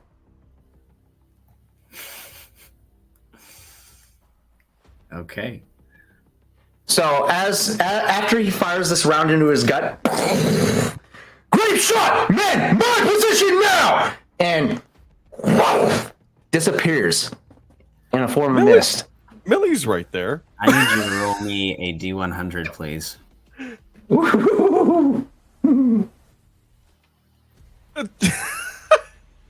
This is bad. 25. Grape shots mainly designed to take down mass. This is for your Misty Step. I need you to roll me a D6. Oh shit! Oh fuck, that's right. I forgot about the magic thing. Fuck. Left, right, forward, back, up, down. 5. Up. Oh fuck, 30 You feet move up. 30 feet up to an unoccupied space. That's not that That's bad. fine. I'll take the acrobatics check to try and reduce damage. Okay, yeah. Do that with advantage, please. As this grape shot is taken, let's see, where is that? Where's the swivel cannon? There it is. Swivel cannon is 16 plus 6, 22. That does hit. That's 3d10 plus 2. Damn. I'm not on the receiving end of this, am I? You are not. Thank God. It's just your boy. 10, 19, plus 5. That's 24 points of damage. And I will say that he is moved all the way to the other side of the ship with that. That's fucking awesome. And you see it. You teleport 30 feet up. You see the flash of the cannon through the rain, and it just... Ha! Bitch. What? And start falling down from there. Go ahead and make it 19 saving throw for the dexterity. Being that I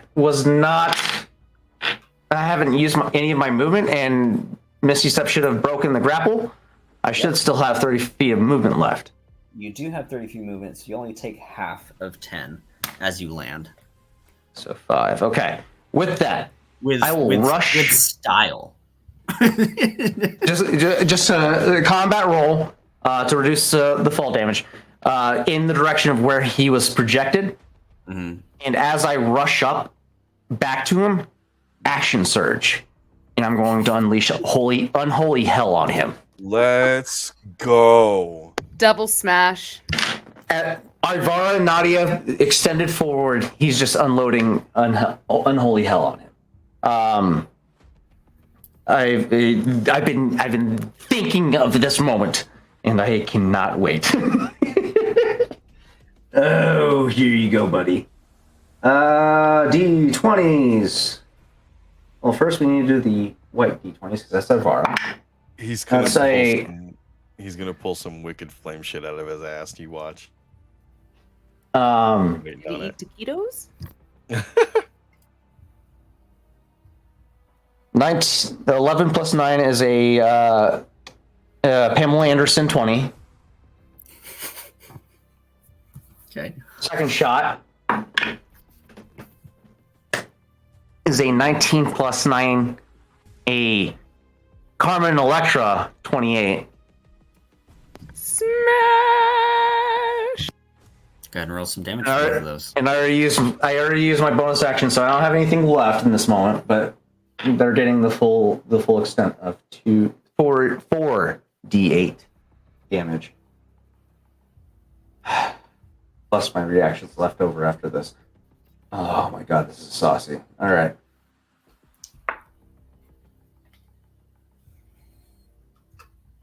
Here's my third d8. Where are you? Where'd you go? There. Nope, that's a d4. Why are you in my mouth? 6, 5, and 2. That is 6, 5, and 2 is 11, 13. Rollable 2. 13 plus 8 is 21 piercing damage as William just comes running up, closing the distance.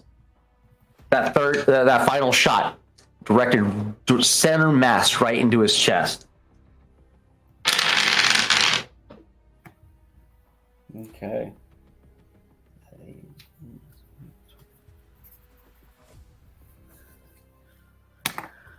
Okay. Millie, Enthrall is still active, correct? You haven't broke concentration yet, right? I think so. And you're yeah, muted. You're muted. You're muted. Yes, Enthrall is still active. I have yet to He's cast like, another God damn it. concentration.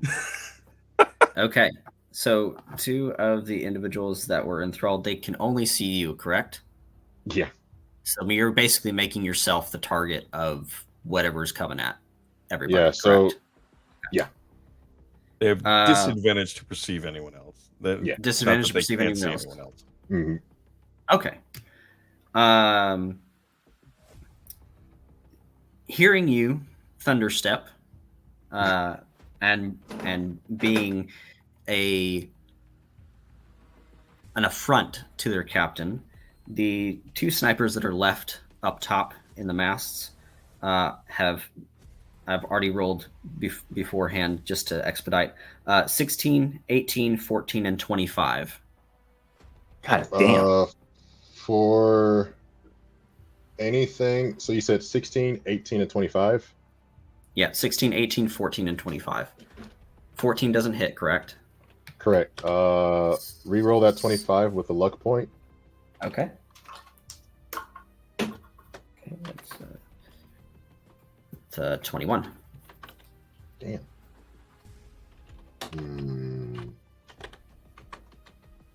Roll more. Bump it. Yeah, we'll see what the damage is. I'm gonna save my other lucks for now. Okay, so how many hits do we have on you then? Total of 3, the 16, 18, and 21. Okay. What is... Yeah, apparently I've been singing this entire time because it lasts for a minute. So this is great. We have our theme music. Next He's time singing for Rick Roll. Never gonna give you up by Millie. guys, remind me next time we encounter a ship battle to check for armaments or battle positions, so William can take care of the snipers next time. As you're moving through, these concentrated shots are taken by these expert individuals. Are these the silenced rifles as well? Or 3 of them connect, yes. So 3 of them connect. Mm-hmm. The first one is 12 points of piercing. So the fog cloud is still up. The second is 19 points of piercing.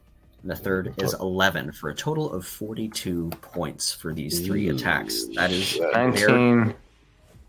So 42, you said? Fog cloud is 32 is the down. total. Ah, fuck. It's fine. We're already in close proximity of the Crimson Tide. We can use it as Oh wait, cover. no, hold on. Wait. Nope, I forgot that I had that Advantage? invocation. Yeah. Ah, shit. So I make that one. Last one. 19. Yeah, I make all three. So, excuse me, fog cloud is still up. Perfect. As you make your way across the deck, you feel these How sharp... if you're concentrating on enthrall? Enthrall lasts for a minute. You're not It's concentrating. not a then? concentration. Enthrall is not a shit. concentration. Yeah. So as long as they can hear me, I'm not incapacitated. It's up. Fog cloud is concentration, yeah. Mm-hmm. Vipper Yeah. Oh. Just took a huge hit from William. took huge hits from William and goes, William's got him locked behind the back of the head. Like, they're literally forehead to forehead right now in this moment. Like, you feeling every ounce of pain I'm putting into you.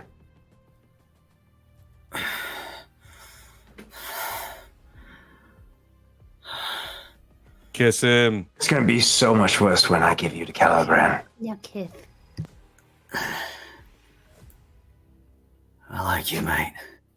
You're fun. But you're not the only one that can use your crew. By the power of the Ashen King, I call upon you. And you I'm going to use Improved Path to the Grave to negate this fucking effect 100%. If this is magic compulsion... You feel this pull from inside your chest. I need you to make a Constitution saving throw. Oh no, it's a whole different fucking... Oh shit! Question, Chris. Yes. Is this a spell? No, otherwise William would have been able to negate it. This is not a spell. Okay. Yes. It's a feature. It's a fucking feature, and I'm scared. You said Constitution, right? Well, actually,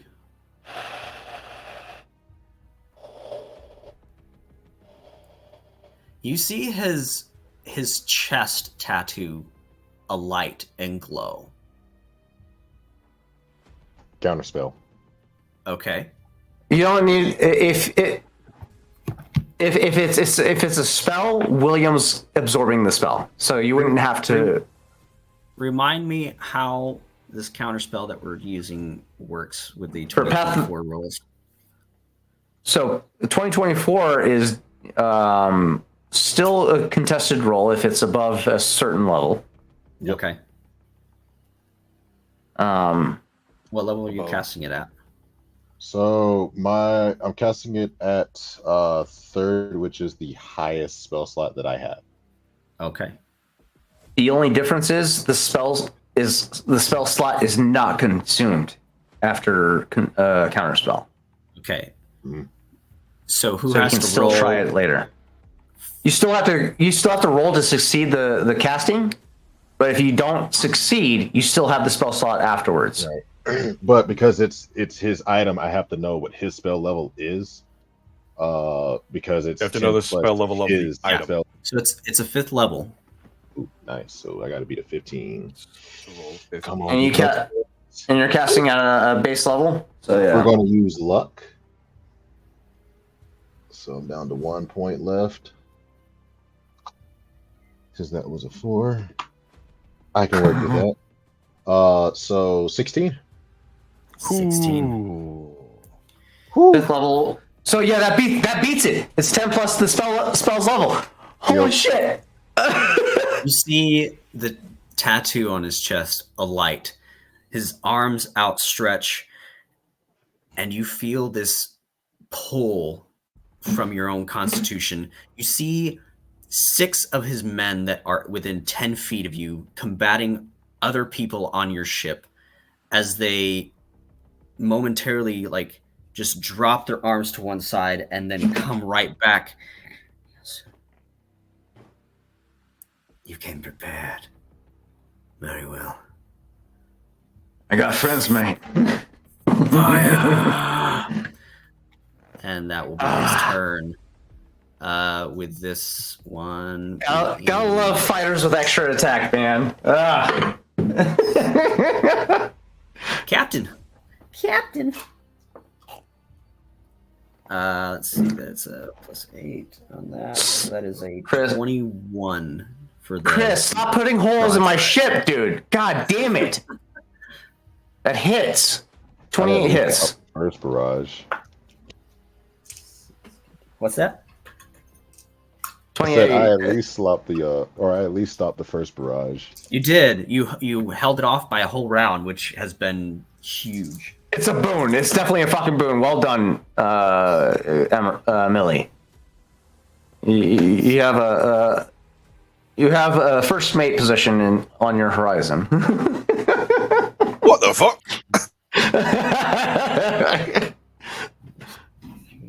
So that's 2 more. Okay, so that's a 9 and a 4.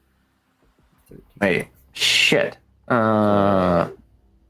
Hit points for the Pale Lady is 200. I have it at 500. Okay, so I need to reduce that. And it has a damage threshold of 20. So anything under 20 damage doesn't, even if it hits, makes contact. If it doesn't do over 20 damage, it doesn't reduce the maximum HP. Okay, so what was the damage so far? We're looking at 33 for that 6d10 on the So broadside that's cannon. 13 damage on 6d10 plus 4, so 37. I didn't add that. 37. Yeah. So 23 is the 20 is the threshold. So 13. Is that right, or am I calculating wrong? If it does over 20, then it does the full damage. Does that make sense? Okay. Yeah. Damage threshold over 20. But So if it doesn't 33. meet, if it's 19, doesn't count. Just Okay. It basically takes the hit. Like it's cosmetic damage at that point. Activate. Can you fuck off? I don't have Microsoft, so they won't let me manage this shit. Fuck you. Okay. That All right. is That's fine. Pipper. Grendel, you're up. 15 or 33 damage minus 2,200. All right, Remember so me. currently the mast is Oh, down. I'm Emrys. Sorry. Yeah, Emrys is up. Emrys is top of the line. Emrys is next up. Yep. Sorry. Door not locked. The Zenya's door cockpit was- has keys in it with 3 guys smacking a roach. So He's gonna Get in reach there. That's not around the euphemism. corner.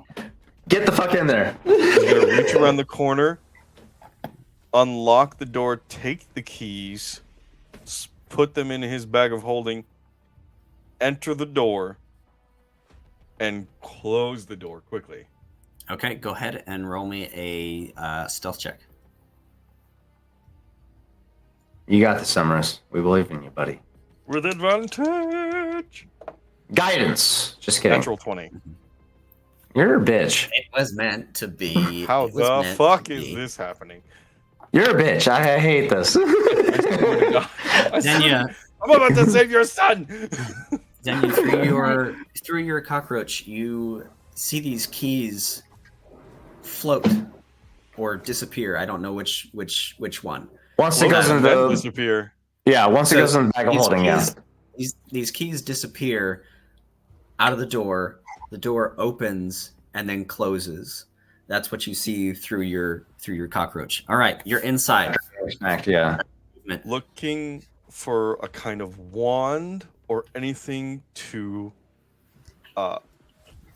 any way to turn these birds back into people. Okay. Go ahead and roll me an investigation check. Yeah, search the captain's quarters. I'm doing the Emrys dice. Let's go, Emrys. Come on, Emrys. 15 plus 1. So 16. 16. You look around. You've got plenty of time. There's water about ankle deep in here. You're moving around. You even search on the floor in case something has gotten knocked over. You do a thorough search of this room. It's just the cages in here. Each one has a metal lock on it. Go ahead. Can I attempt my fucking thieves' tools, bro? God damn it. You have more than one lockpick? It's just... I have one left. Yeah. You're just surrounded by enemies right now. So they only come with 5 picks, and I rolled to see how many I had at the beginning of the campaign. I only had 2 left. All right. you didn't buy more at Port Karashi? I'm How gonna could you have not to buy a more? new kit after this, or get one from Nina. William can forge you some. He's a tinkerer. I'm gonna check for traps. Okay. On the cage first. I'm doing the one with the odd plumage. Okay. The indigo bunting. Mm-hmm. Check for traps is thieves' tools. Yes. Investigation. Investigation. Thieves' tools is to disarm it. It's a 9. Plus? As far as you're aware, that's it. 9. Not Oh, traps. God. As far as you're aware, there are no traps on these particular locks. Oh, we're not high enough level for reliable talent. Fuck. Try and unlock it. That's a 16 plus 11 for 27. It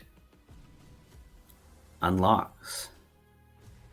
I open the door and let the bird out. There are 30 birds in this cage. Okay, I let that Fuck off.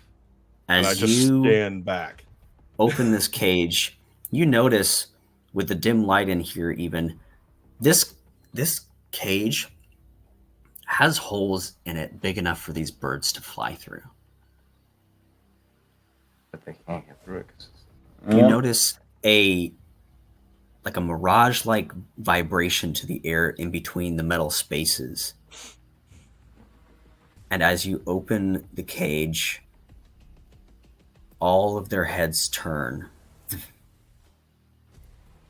And they begin to all fly out. I need you to make me a dexterity saving throw.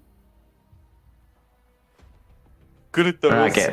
To not get pelted in the face by a bunch of birds? 13. 13. Okay. So you open it, step back a little ways, but not far enough, because as these birds fly out, the first one comes out and instantly polymorphs back into a halfling, and the next one a human, and the next one a tiefling, and the next one a halfling. And they all come out, and they just begin to become full size. And they begin to hit you, and you're at the bottom of this pile of people. As the last one flies out, there is the indigo bunting flies out, and it is this individual with long pointed ears, long black hair, these glowing golden eyes, covered in tattoos and golden jewelry. And they are thin and starved. They're the only one. Hi, everybody. How's it going? We've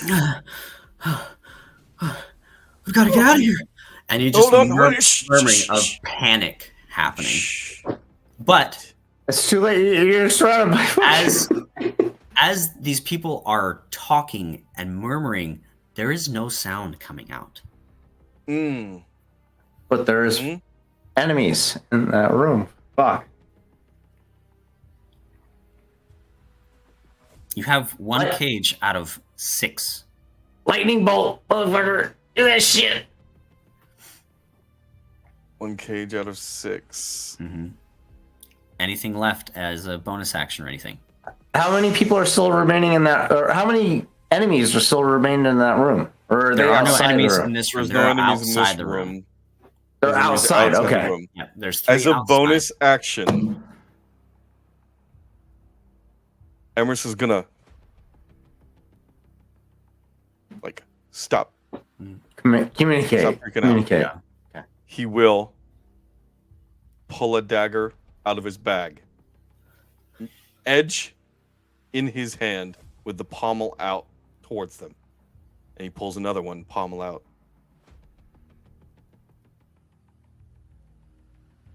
Decks. Fight for your lives. I will rescue the rest. Actually, I will do Thieves' Cant just in case someone understands Thieves' Cant in here. Yes! Yes! You see one of the first people that grabs one of the daggers. They are a small, middle-aged halfling that has these just very common clothes and an apron wrapped around his waist. This person is probably a grocer, a baker of some sort, and they're just staring at this knife with like, what do I do with this? So you're doing Thieves' Cant? I will. I'm doing Thieves' Cant because I can communicate silently. I'm attempting to find anyone competent enough with a knife to take these lower decks and move upward. A half-elf steps forth and puts his hand on the back of the halfling and kind of touches his hand gently and takes the knife from him. Like, kind of flicks it through a couple of the fingers, turns it the right way, and gives you a nod. All right. Keep them quiet. Keep them calm. Move swiftly and attack silently. And move up. And I go right immediately towards another cage, and after I unlock the cage, I'm gonna fucking run to the other side of the room. Okay. But that's next turn. Okay. Grendel, now you're up. All right. So the mast is down, correct? Mast is way down. All right. Does Grendel see William fighting this motherfucker? Mm-hmm. Face to face. Locked in tight. Stop kissing. Oh, okay, so they're like this. All right. That's hot. God damn it! I can't really shoot my ballista if William. Do it. Fucking do it. You know William has never been opposed to you shooting at him in close proximity. If this was a full moon, it would just go right through him. You know William's disposition at this point. Okay. All right. Well, considering that he's consistently told you, do you, Grendel? Do okay, you? I will say, considering the kind of passion that William has fighting against this guy right now, Grendel's gonna be like, oh, locked in target. Okay. She is going to drop her cannon and pull her ballista off of her back. And she is going to, it's gonna be the arrow that she has in it is going to be the one with the rope attached to it. Okay. And okay. Harpoon shot. I need to pull up my stats for this. We decided, I think like a +7 for. I have so much fucking shit. We're using your strength instead of dexterity, so +4. Not proficiency, but yeah, +4 for your ballista. +4. Okay. And no, I don't get advantage. Okay. If you're doing it recklessly, you do. Well, it was a 14 +4, so does that 18 hit? And you are aiming at Vipper? Yeah. That does hit. All right. I love you, Grendel. Why do you gotta be so good to me? We arranged what 2d12 for that as well. Mm-hmm. Okay. It's a big piece of fucking ammunition. Absolutely. Fire damage. Is William currently grappled with Zipper right now? No? No. Okay. Zipper? Vipper. What's his name? Vipper. Oh, Vipper. Vipper. Oops. Honestly, that's totally a Grendel thing Zipper, to say. So Twipper. I do not like you, Zipper. Yeah, no, William used his bonus action to shoot him a second time while his crew shot him with a fucking grape shot. A 12 and 11 for a 23. points of piercing damage, plus 3 because of the extra sharpness. Plus... And rage. Oh, and also another plus is plus the proficiency bonus, right? You are not proficient with this weapon. Yeah. No, I'm not. Okay, so plus my rage, though, that would be a plus 3? Plus 3, yeah. So 26. And God damn. I need to roll for my Wild magic, it's already been calculated. the fire damage, and that is 4 points of fire damage. Oh yeah, there we go. Yeah. DM, I got a quick question for you. Yes. This guy's Zipper. How many teeth we talking? At least 52. No, 26. 32. He's gonna have none once William gets done with him. Gonna be gumming it all. As my bonus action. Action surge. I can't action surge. Fuck.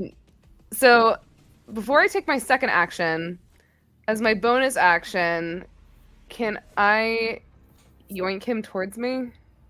I would say that would be A grapple?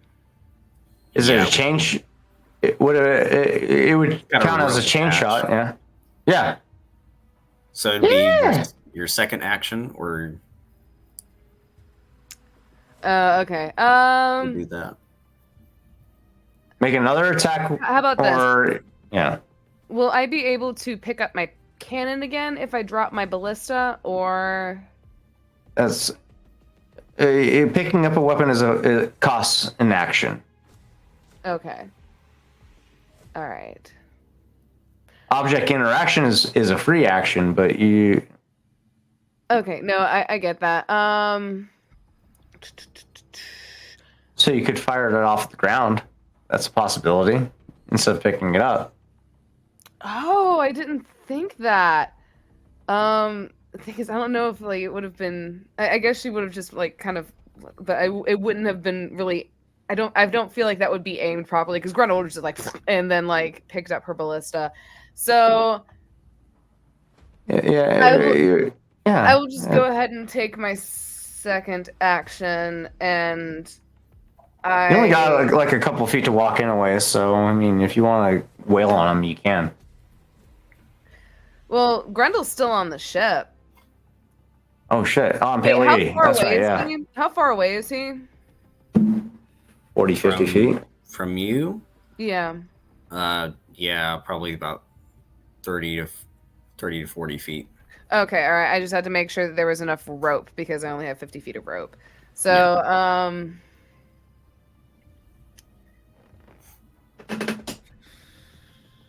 What you got, Grendel? Come on, baby. I'm fucking thinking.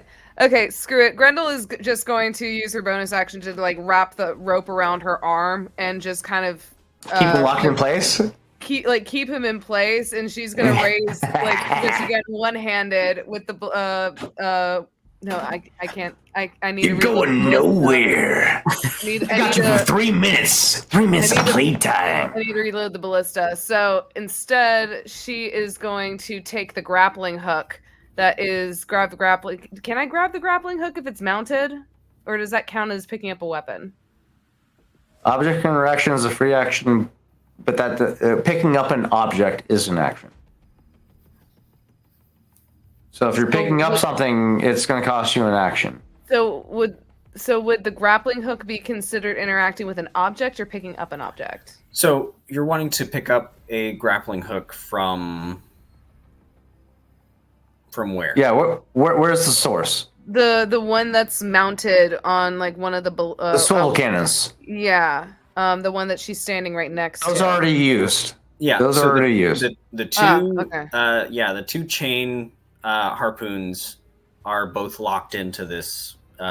Pretty sturdy, thanks. Yeah. Okay, yeah. Fuck it. We're keeping this motherfucker in place. She's grabbing her javelin and she's just gonna chuck it at this motherfucker. Okay. All right. That is a 16 plus 8. 16, 17, 18, 19, 20, 23. 24 to hit. 24, yeah. 24 hits. That hits. Yes. And I forget, 1d6. Harpooned right through the middle. I love it. Listen, you had a good time That killing is me by 5 yourself. plus 4 for 8 points of damage, and then also my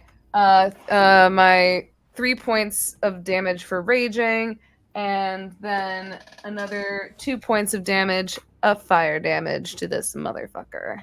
Okay. And that will be the end of my turn. Yeah, Grandor, let's May his go! head end up on a spit. Master of Arms!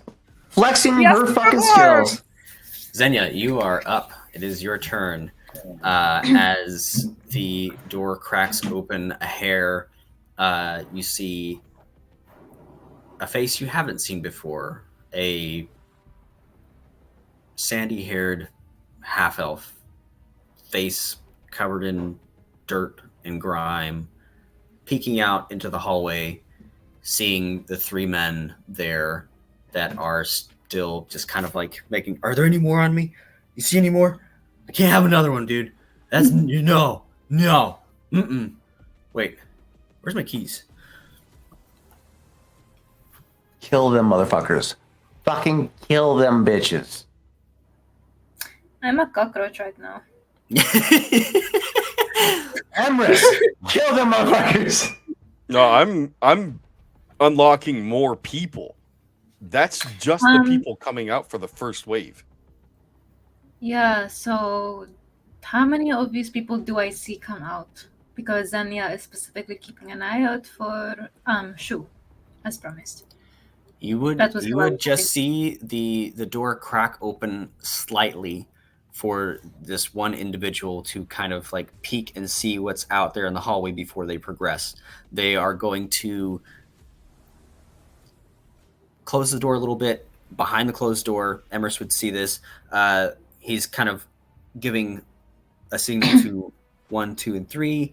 You grab the one in the middle. You grab this one, and I'm going to slit this one's throat. Like he's kind of like planning out Pantomiming behind the door, and then that door is going to come open, and there's like 10 people that are just going to bum rush all 3 of them, pin them against the wall. Yeah. Yay. What would you like to do with your turn?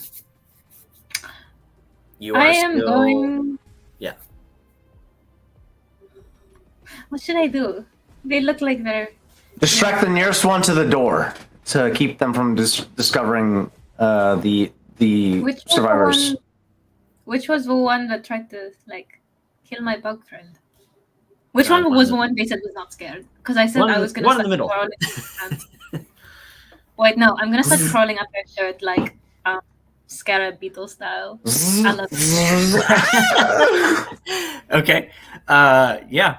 So they have Spiteful. these people kind of pinned in and around.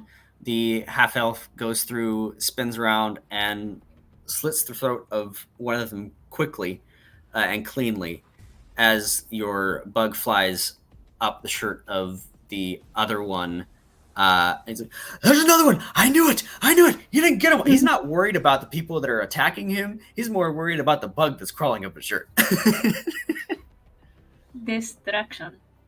Distraction. Yes. Perfect. So that is Perfect. basically what we're doing in tandem, and once those 3 have been disposed of, as the turns go on, that bug is going to go into that locked room to sort of get a lay of the land. Okay. That's nice. So you move through with your cockroach. Emrys is in there, and there are 5 locked cages still that are just suspended from the ceiling and swinging in this silenced space. Where's the skinny blue dude? Oh Is yeah, that- you see the Aquilarian shaman just sitting in the water at this point. Very skinny, skin and bone. But as time goes on, probably the next 5 to 10 minutes or so, you would see, just as he's sitting in the water, his tattoos begin to glow brighter and brighter as he sits there with his eyes closed in a very meditative position, just communing with the ankle-deep water that is in here that was allowed in by Emrys and Xenia and Vortreus. Okay. So that being said, the way the tattoos glow, is it very reminiscent of Oritrace's own sort of markings? Yes. In that case, Xenia has achieved the task that he was wanting to achieve. He is going to convey his thanks to the cockroach for allowing him into his mind, and then he's going to return to his own to let Oritrace know that he seems to have found Shu, and he provides a description just referring to the markings and the tattoos, and then says, I should probably get on a board and help them. Will you be alright? I'll try to find him and send him your way if I can. For Atreus, as you describe Shu, yes, that is him. That's him. He's there. I can get you up there. A boost. You can. And as you leave the cockroach's mind, it flutters off the wall with a crooked broken wing, flies back out the door, and begins to mess once again with the guy before he dies. Menace. Menace to society. Okay, I am lining up, yes. That's what I'm doing. I'm aiming to get onto the deck. Okay, so Voratreus will breach the waters and allow you to get aboard whichever side, front, back, wherever you want to be positioned. You can get to with his swim speed and what movement I will you have say left. back to give myself some height leverage of what's going on. Very well. Smart. All right. It is Millie. Let's go, Millie.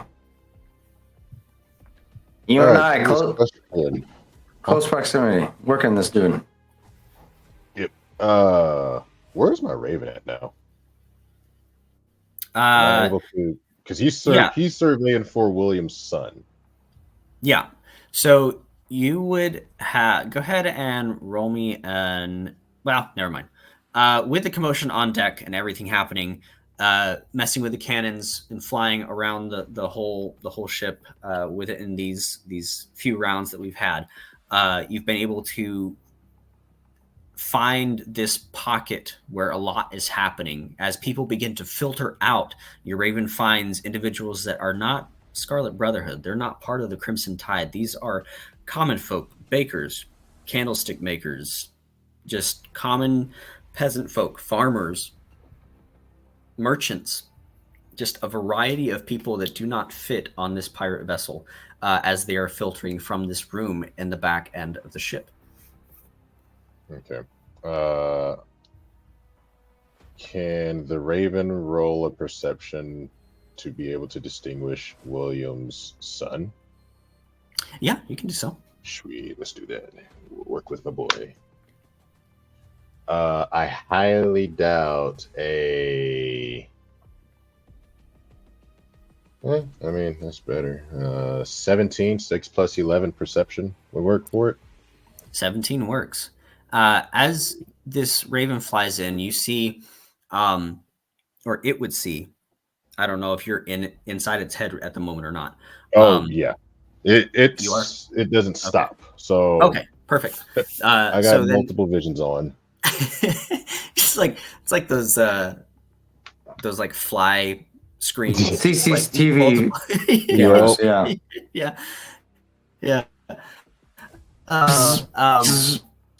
So you would see through this Raven after flying around in this room. There's a bunch of cages. There's all these different birds flying around, and it's easy to spot one of them for two reasons. One, around its little body, mostly around its feet, there is a small golden locket that is wrapped around and entangled.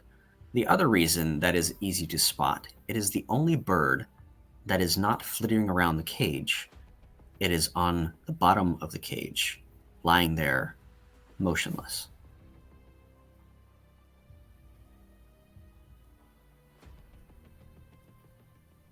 Does Emrys see the Raven?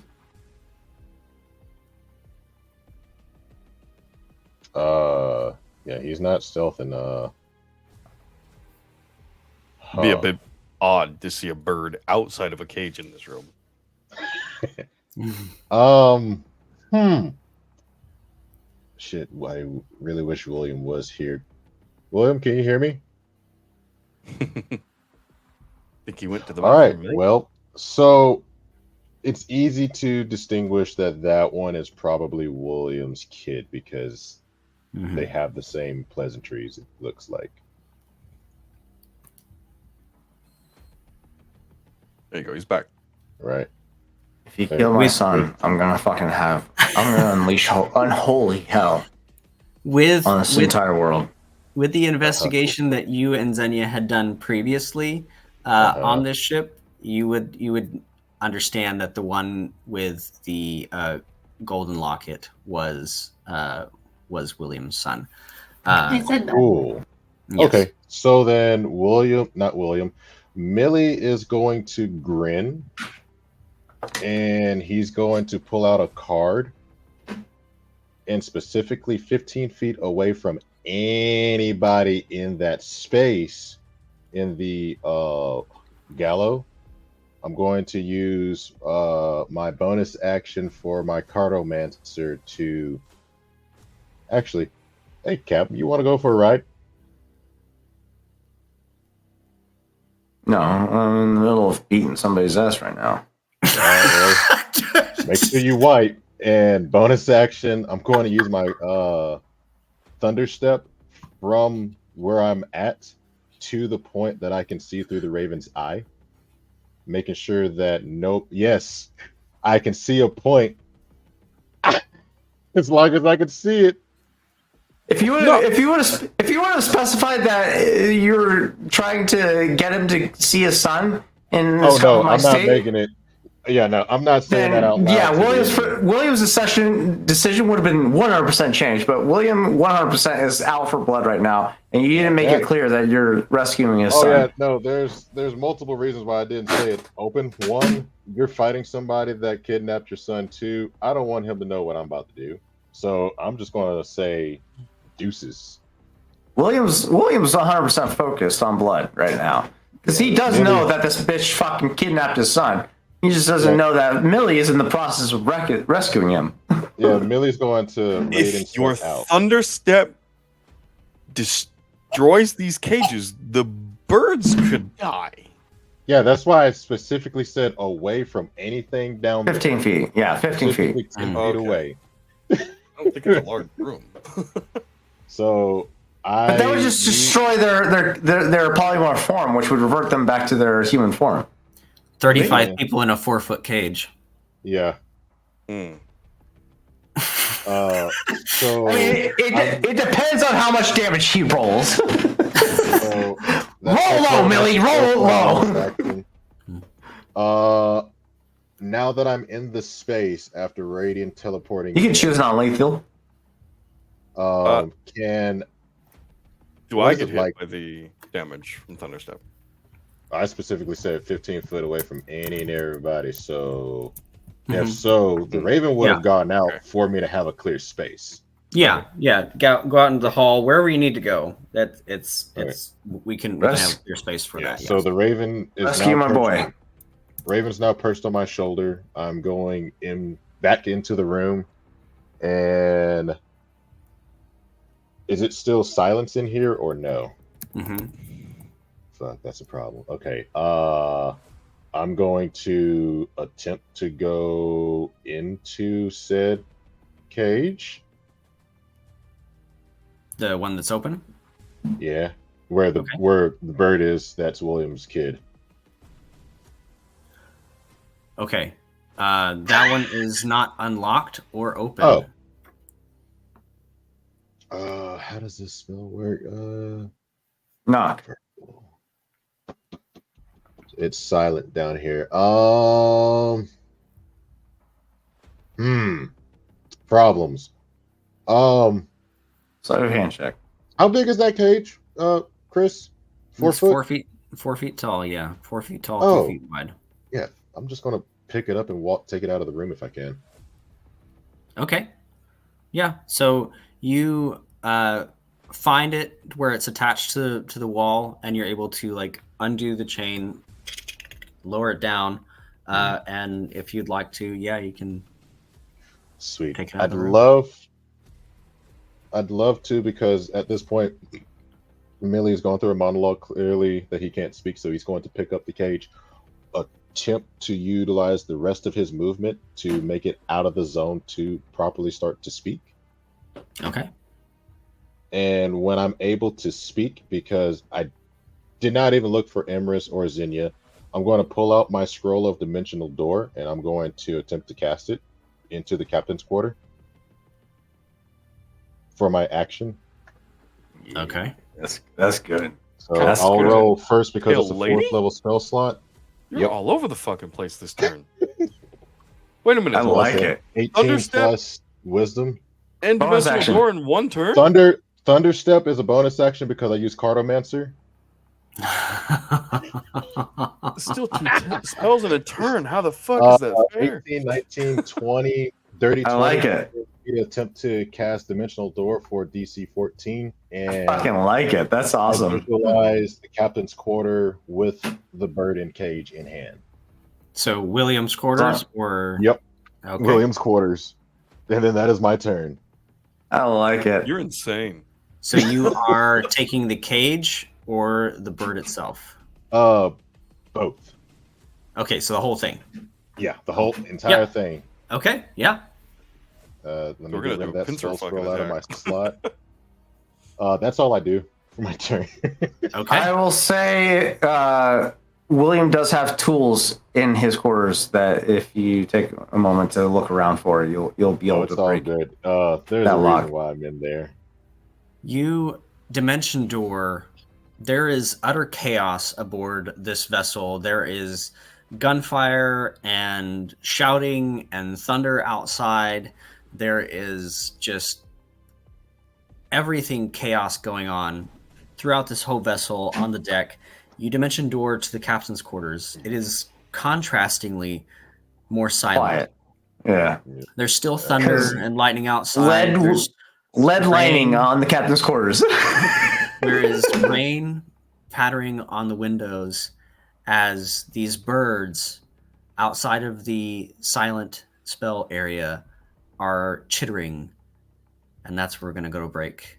Oh, you Back. motherfucker. William's turn after this break. Hole, aren't you, you son of a... All right. William has the portable hole. See you back in 5 minutes. We'll be back.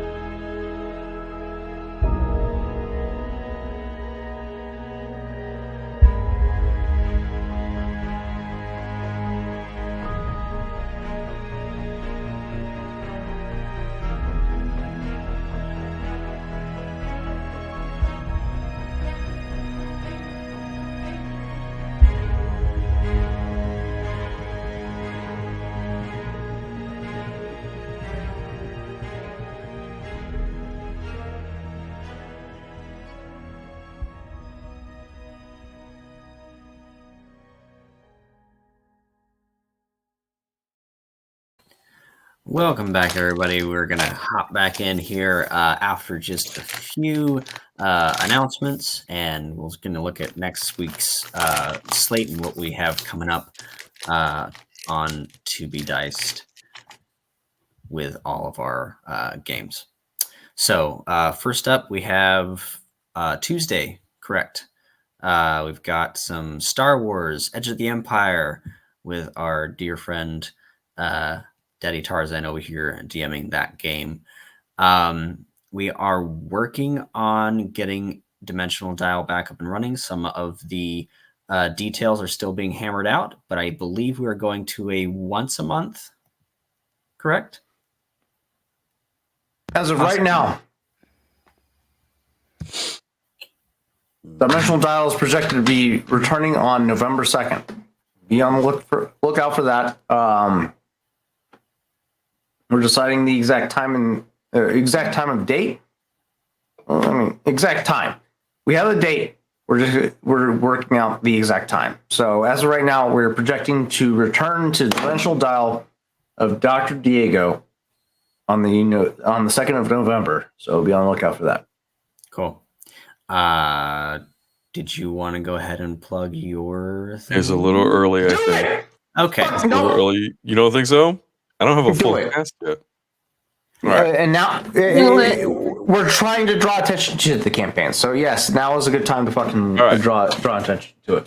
I am in the works of having and starting my own campaign up on Wednesdays for Wednesday nights starting at, I believe we're going to be starting at 6 p.m.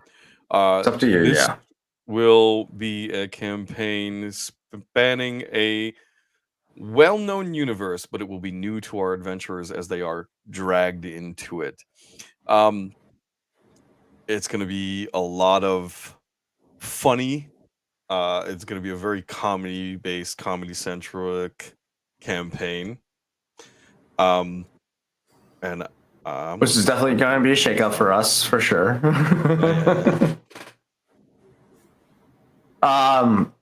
For the basic synopsis that Emrys sent me, imagine if you will, League of Legends with a bit of a live action twist to it. It has the potential to be a very entertaining story. So please tune into it. If you would like to be a part of the cast, please reach out to Emrys or any of us on 2B Dice Adventures. We do hold open castings regularly. So even if you're not part of the 2B Dice cast, you still have a chance to be a part of the show. Right, for Millie, for example. So feel free to reach out to any of us, any of the admin of 2B Dice Adventures to try and audition for the Valley of Endless War. Is what the title is. The Valley of Endless War. It is a very fun idea. Of the concept is reminiscent of League of Legends. So that is the idea of what you're working with.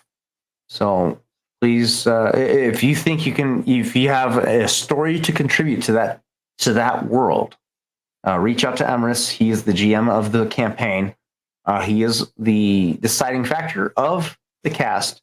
So reach out to him primarily. You can reach out to all of us as well, but Emrys is the deciding factor of the cast for that campaign.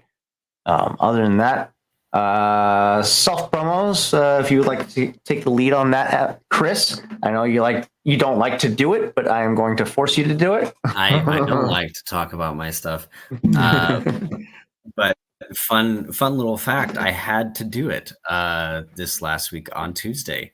I was actually on the local news, so that was fun. Oh, congratulations, Chris! Yeah, awesome. That was awesome. So it was really cool.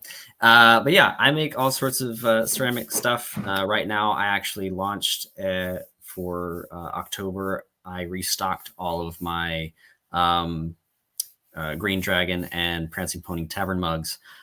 So those are going quickly. I posted 18 of them, and I've already sold a little over half of them. So they're running out very quickly. So if you want to grab one, now's the time, because I probably won't be making any till next year. Kind of winding down my production for the year because I have inventory and all the fun stuff that comes with owning. Yeah, So, buddy.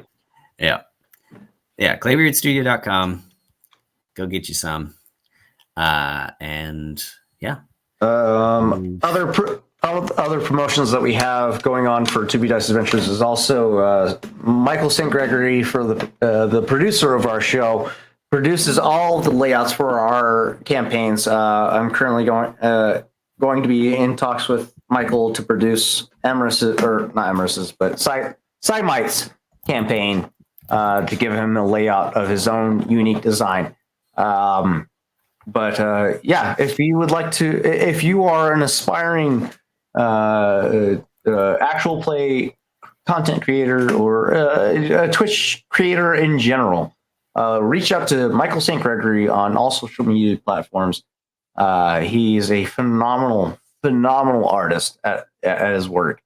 As you can tell from both Tales of Vardin, Dimensional Dial, Edge of the Empire, and soon to be Tales of Endless War. His work speaks for himself. He's a phenomenal artist. And the only final advertisement that we have left on the docket is from my own personal advertisement for StartPlaying.games. If you like to have your own Star Wars campaign told by myself, you can find me on StartPlaying.games /GM /Tarzan82855. You can commission me to run your own Star Wars campaign, or soon to be D&D based campaigns. I am in the works of reading through Curse of Strahd. I will be releasing that soon. So if you want the big boss daddy vampire Curse of Strahd to dom you, he is in the works of being worked on right now. So once I get through reading that module, be on the lookout for that. As horror genres is my forte, and I can't wait to roll that out for you guys. That is all we have for announcements. Emrys, we just announced Simite's campaign. I think that's actually it for To Be Diced, I believe. Yeah, that's it. Okay. And with that, we jump right back into our adventure here on Tales of Vardin, which will happen again next week as well. Yeah, buddy. Let's get back into it. All right. It is William's turn. William. All right. Still locked in close range combat with Zipper. How's he looking right now? Zipper. It looks pretty rough. Impaled. He looks pretty rough. He's been shot a couple times in the gut. Took a couple shots from the cannons. I used one one grave shot. Is he currently restrained with Grendel having him, or just impaled?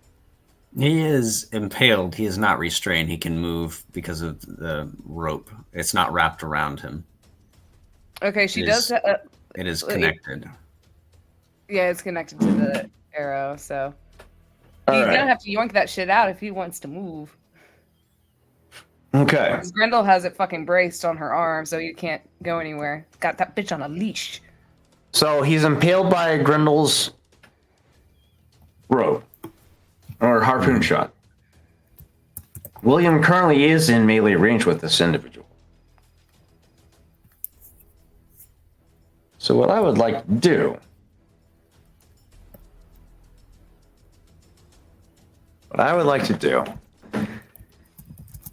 is take my first attack action to restrain this individual. By technicality, this individual is already grappled. So I would like to take my first attack action to further that grapple or progress that grapple into a restriction by taking the excess rope and start wrapping around this individual. Okay, so we're doing contested athletics then? Would it be in athletics? Yes. Okay.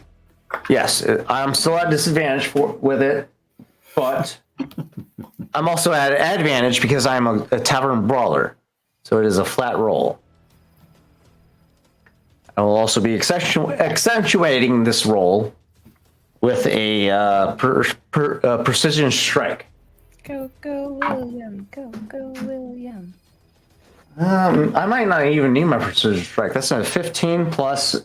Oh, I haven't rolled at disadvantage yet. So 15 plus 8 is 23. Disadvantage 10. 10 plus 8 is 18. Yes, we're taking the precision strike to boost it. So I don't want this motherfucker to... I don't want to risk this motherfucker breaking out. That's a 7. So 10 plus 8 is 18 plus 7, 26. Shut the fuck up. Are you kidding me? It's an 18 plus 12.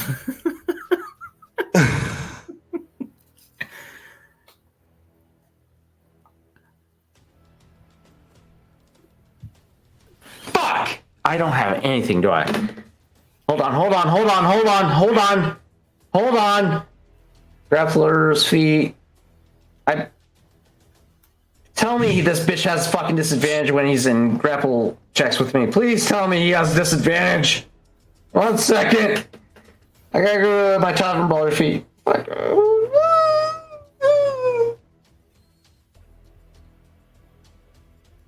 This is a bonus action to do, so I still have my action to do to perform. Okay, it's fine. Wait. That's for damage. Okay, so yeah, I just burned my bonus action to try and wrap this dude up. It didn't work. Yeah, he resists.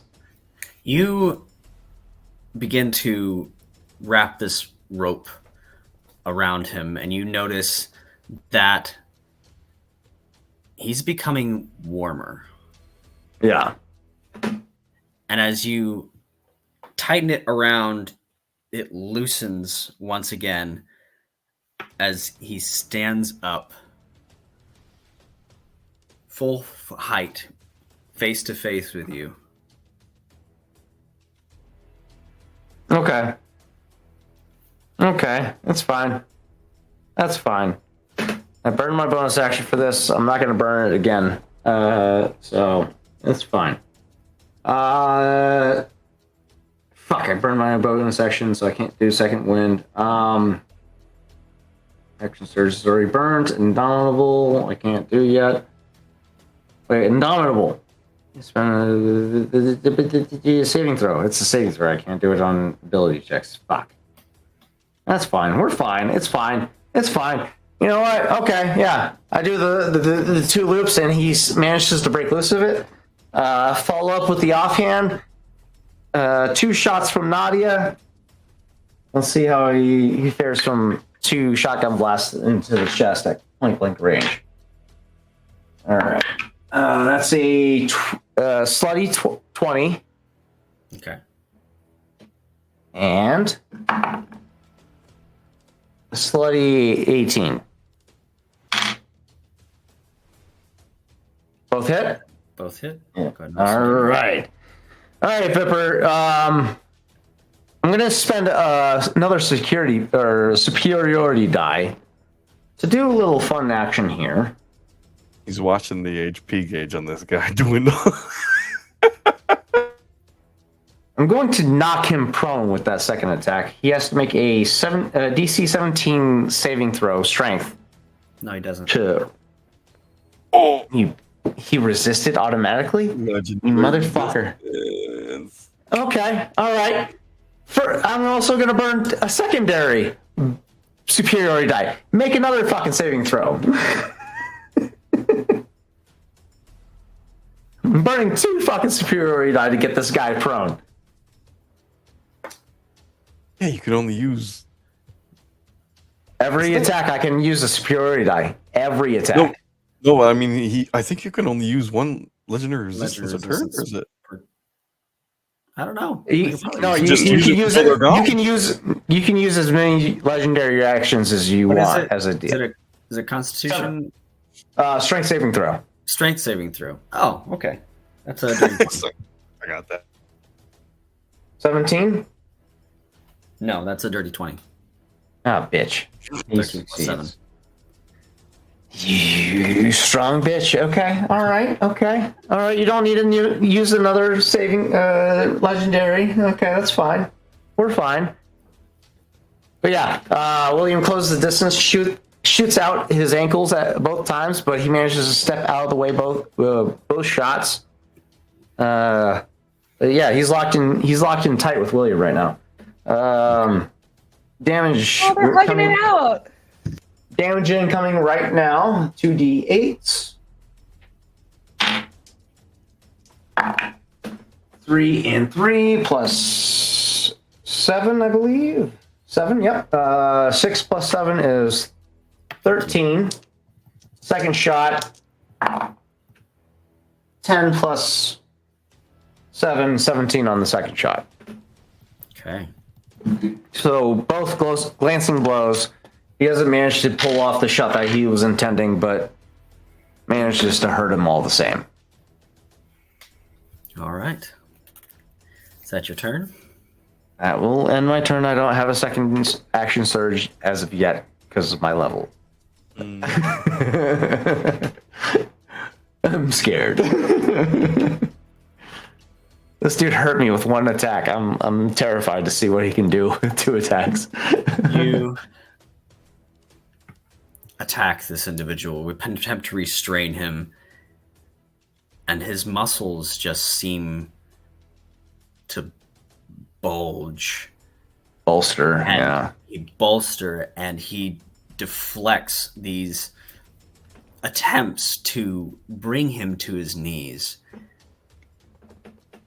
And he takes his now just tattered long coat from all of the shots you've given him that is already sleeveless, and he just brushes off one side and then the other.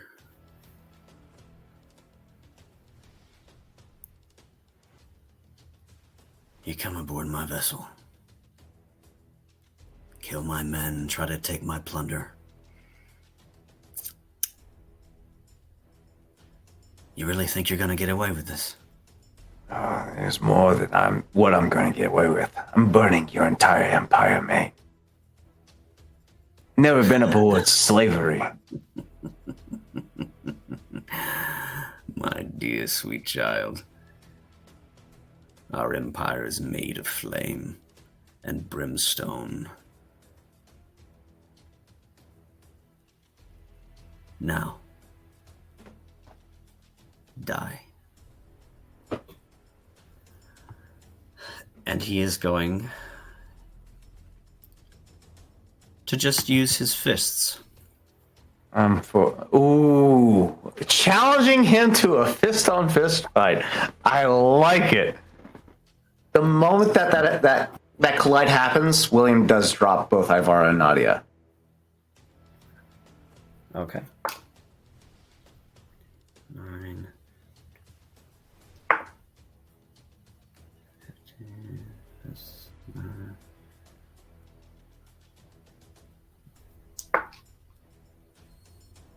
14. 15.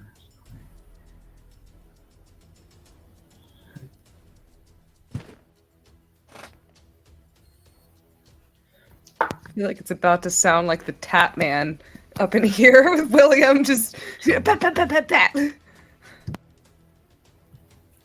William's going straight for the jugular with his fucking teeth. Using your fist, that's using your mouth. He doesn't die this round.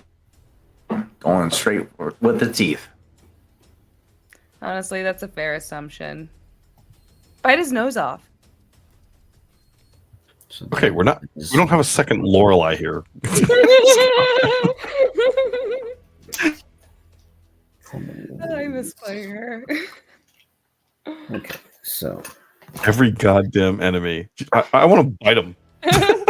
Bonus action, bite. Bonus action, omnoms. Num num. She's a predator. She's an anglerfish. It's just like reaction. Just like don't you If ever you get tried the to bite a urge? dragon at one point.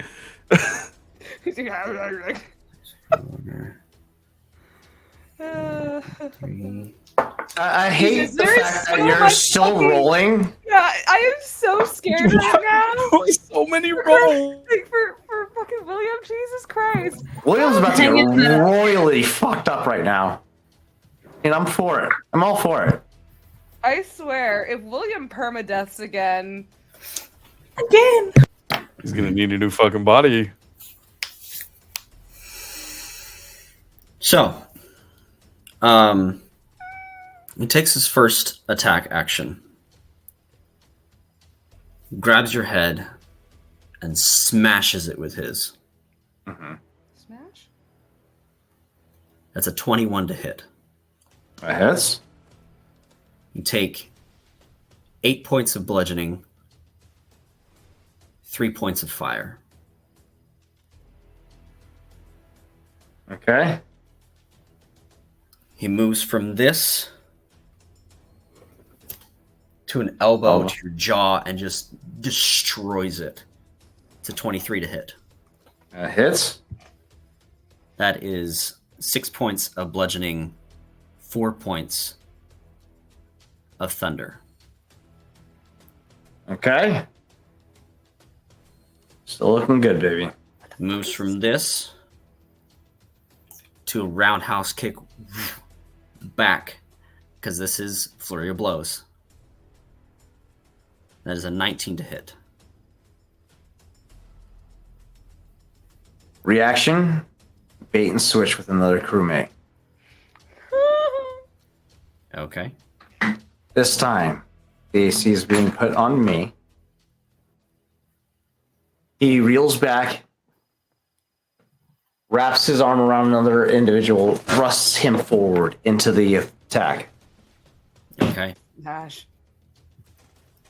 You see this lightning connect. Fuck. Z moves. The attack connects with him.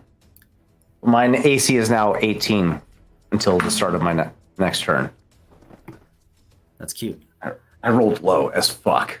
Cute. The second attack on Flurry of Blows is 26. That hits.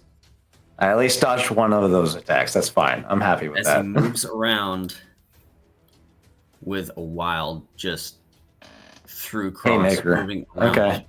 uppercut, back to fire. It is 8 points of bludgeoning, 6 points of fire. Action surge. Oh shit! All right. Is this Shoto Todoroki? The fuck? Yeah, what the fuck? Why's he trying to be me? Stick to your element, bitch. He saved his action surge for the long haul. All right. This is like some half and half shit. What the hell? That's fine. We're fine. We're I'm fine. nervous for you. Like, Jesus Christ. Anything involving fire around William, I'm nervous. With that uppercut, you take a few steps back, and he continues to move towards you. As he goes, "You've really fucked up my shit, mate. I really don't like that. It's honestly, it's not looking good for me and the crew. That's all right, though. You got other problems, worse problems. You might be able to run for now, but you'll be running for your whole life, looking over your shoulder. You have no idea what's coming for you, mate. Now, I'd be more concerned with the fact that I'm coming for your soul, as well as Calibran. You can hurt me all you want, mate. But it ends in one scenario. With you descending into the abyss. Hurt me as best you can.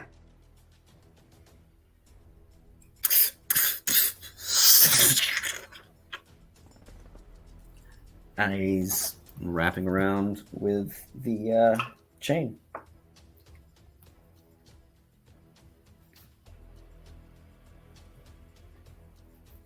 If it's in melee range, it's at disadvantage.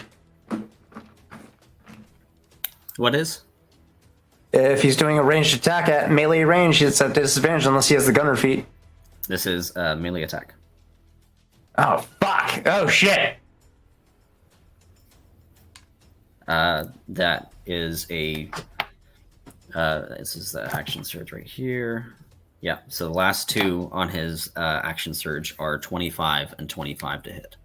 Jesus Christ, can you roll lower, please? Fuck. both fucking hit. As he wraps one chain and then the other. One around your neck and one around your waist. The first one is 15 piercing and 10 points of fire. Okay, that's... oh, fuck. Okay, all right. That's 5 plus 10, 15 DC to save. 1 second.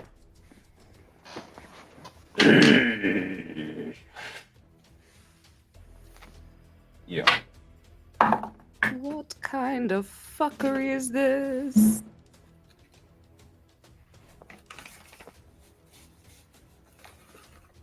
I'm down. Down. On the first attack. God damn it! I trusted the wrong die! With that second one, that's a save, crit. Correct? It's a crit. Two failed saves. 2 failed saves. You have 1 left. As he wraps both chains around you and ignites them Too Just fucking familiar, man. encasing your head completely. More fire. You guys just hear William scream out in agonizing pain in this moment. He's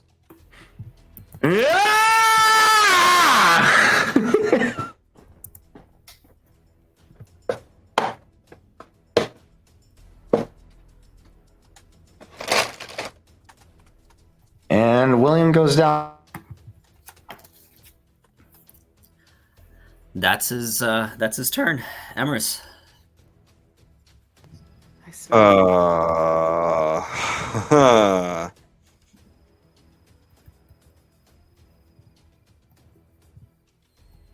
I'm a little pissed off that no one's going to be here to see this, but Will you host him? and Emrys, if anyone is able to see this, is going to begin to vibrate violently. The wind picks up at his feet. Lightning begins to course around his form as he literally becomes the Flash. And he's going to use both actions and his bonus action to attempt to unlock 3 cages. Okay. And then he's going to book it way the fuck up this ship. All done. All fucking done. You took your time on that first lock, and they're all designed relatively the same. There's not a whole lot of variation to this. I mean, who's going to open it? A bird? Haha, yeah. And quickly, you go through. Time slows down for you as you move through, and you're out the door. 60 foot of movement. Mm-hmm. Even without having a bonus action or anything to dash. Mm-hmm. Just 60 foot of movement. Getting as far up the ship as I can. I would vibrate at the frequency of air and just jump up the floors, but not actually Flash. I would say with your 60 feet, you would run to the top of the steps pretty much.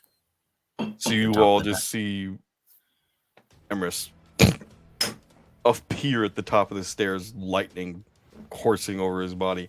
He looks over, he sees the captain. Engulfed in flames. Dead once again. He's not dead yet. Engulfed in flames, for sure. And he's like, I can't do anything else. It's fine. Next turn. Next turn's gonna be something. It's fine. We're fine. Grendel, you're up. As you see this individual encase William in flames as William collapses to the ground. Yeah, no. Grendel's Angies. Fuck him up. Fuck him up. How far is William? 50 feet? 40 feet? From you? Yeah, 40 feet. Yeah. Okay. What is my movement speed? All right. So, Grendel is going to. Oh God. So did we I mean, say? to drop my weapons just so he could hit me with his chains. This little bitch.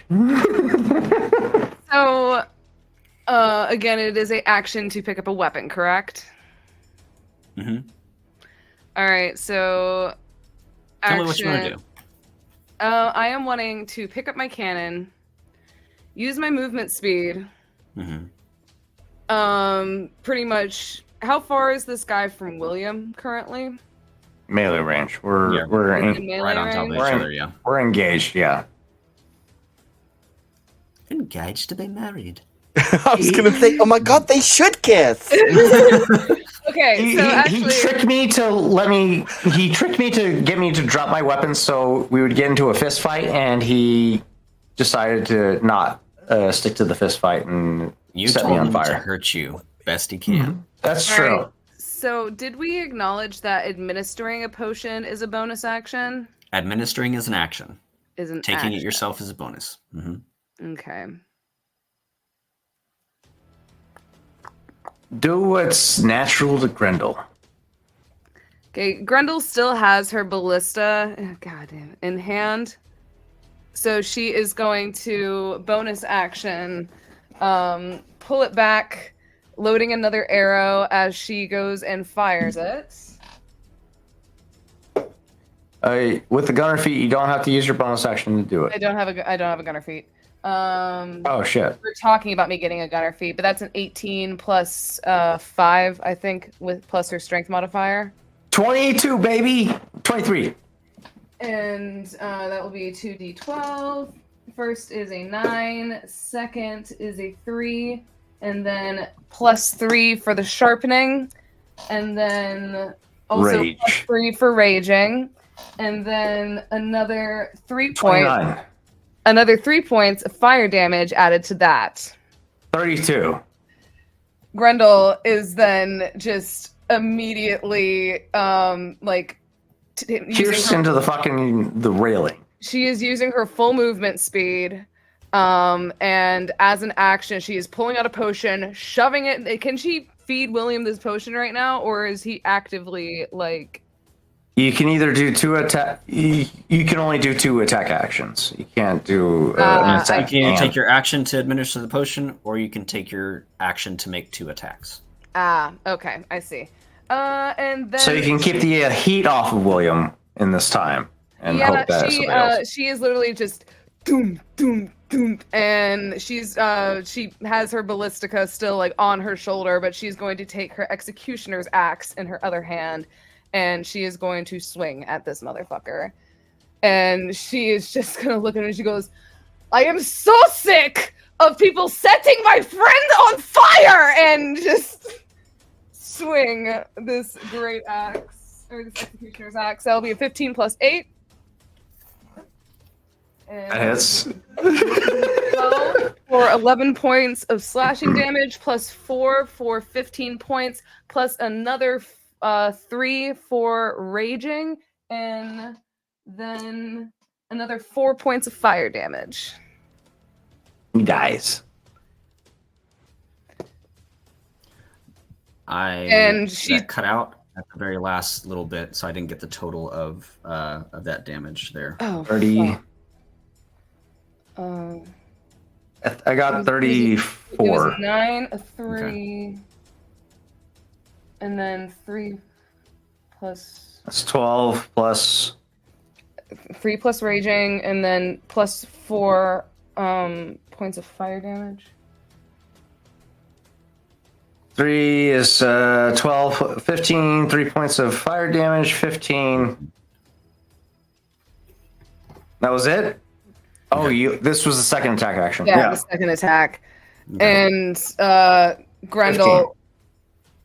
And Grendel is just standing there, fucking flames fucking going off of her back as she just is looking directly at this guy, and she goes, "You want the fucking fight, you fucking fight me." And she's fucking ready to face up against this motherfucker. It'd be nice if this bitch would use fucking spells against me, but no, this bitch keeps using fucking melee weapons.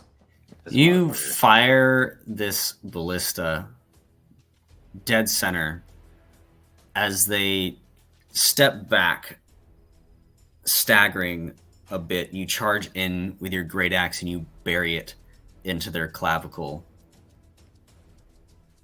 They were dead with the very first attack. As you bury this into their clavicle, you feel... Actually, go ahead and roll me an athletics check, please. Oh, what? Okay. This is kind of scary. And I have advantage. First is 19. Second is a fucking natural 20 for a 28.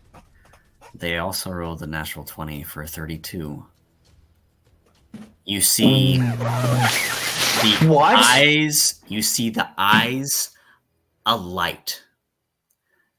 You wouldn't notice this. This is purely for just cinematic visual effect. The life light goes out of their eyes as you bury this axe into their clavicle, just rendering down into their chest as their right arm flings around, grabs you by the throat, and brings you around to their face, their eyes fully aflame, and you hear a different voice coming from their mouth. I have seen your face now.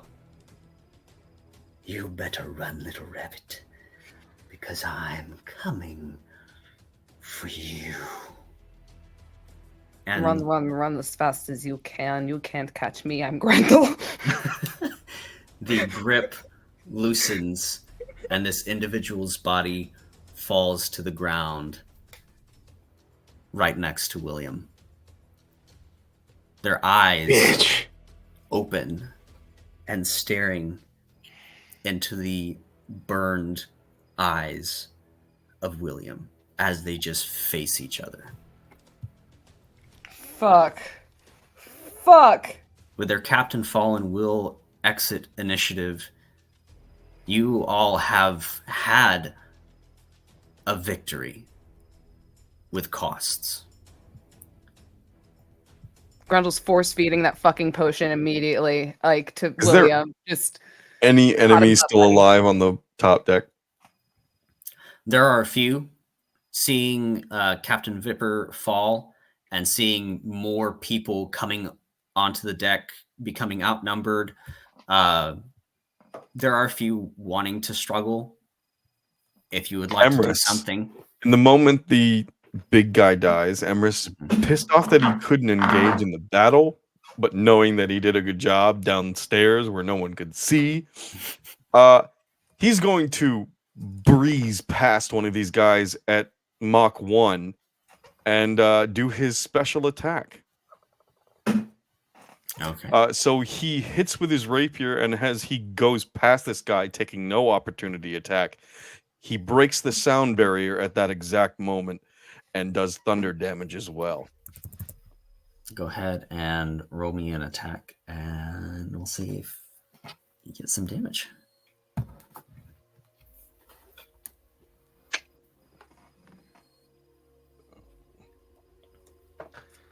I'll also be taking my second wind action to fucking heal myself. 13 plus 7 for a dirty 20. Beautiful. Go ahead and roll me a D10. So 7 piercing damage and 9 for the D10. Okay. You are able, with this speed, to basically pinball off of 9 of these Crimson Tide pirates left, doing this thunder damage to each one in the chain as you move through. At the end of this attack to these 9 men, the 9 men just drop, and Emrys is standing in the center, and the haste drops, and he goes, just from badass to just. Are you by William when you do that, or? I would be in the center of the deck. Like, there's no one enemy left alive on the top. You're like getting up, barely getting my consciousness back. Yeah, William. In this space of unconsciousness, in that space between life and death, as you feel yourself fading, where normally you're comforted in a strange way by Caliban waiting for you on the other side, waiting with a drink, maybe a few words of reprimand of how could you have done that again, or you're this time it was idiot. Absence. Yeah. There is nothing there. There is simply void. The void. Yeah. Cold, dark, uninviting, nothing waiting for you on the other side. I You need to be more careful. remember trying to call upon your abilities to absorb magic, That's to why I can do it. render things, make them go the way you want them to. Those abilities, it's not that they didn't work. It's that they couldn't be used. In this moment, in this unconscious state, the reality hits. Calbran is not with you like he normally is. Connection to what Calibran has been compromised. Okay. But you wake with Grendel by your side administering a potion. Wake up, sleepyhead. We got shit to do. Stop setting yourself on fire, damn it. I didn't set myself on fire. Well, you need to stop letting other people set you on fire as well. Maybe avoid the fire, and you kind of see like her spark. Grendel, is Vipper dead? Yeah, I stuck him with one, and she just kind of points, and she goes, "He did say something about how he sees me, but there was a different voice. Like he's very good with voice impressions, I think. But yeah, no, he's dead. I skewered him like a shush kebab You're seen again." Fuck. All right, you've been seen by the Lords of the Abyss. Well, good. Then they know I'm coming. No, that's not good. I need you to not be seen by the Lords of the Abyss if we're going to save Helene. Well, then I will rip them piece by piece. Standing orders: raid the ship, cannibalize everything that can be used for repairs. You need to stand for standing orders, Captain. In flesh, William, but I guess go at it. You watch in this moment where William does, like, as you call out to make fun of him a little bit, he concentrates on the biggest standing wound is the burning wounds across his chest from the chains. Snap. That immediately begins to regenerate as he calls upon his second wind. And the flesh begins to coalesce together once more.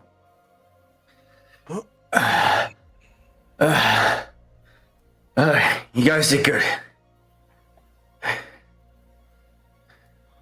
Rescue the survivors. All members of the Crimson Tide are to be executed. Grendel flips her axe in her hand. Too. Anybody that upholds the ideals of the Crimson Tide, or any of the branch that upholds the ideals of slavery, have no standing in the future of the world that we create. Kill them all.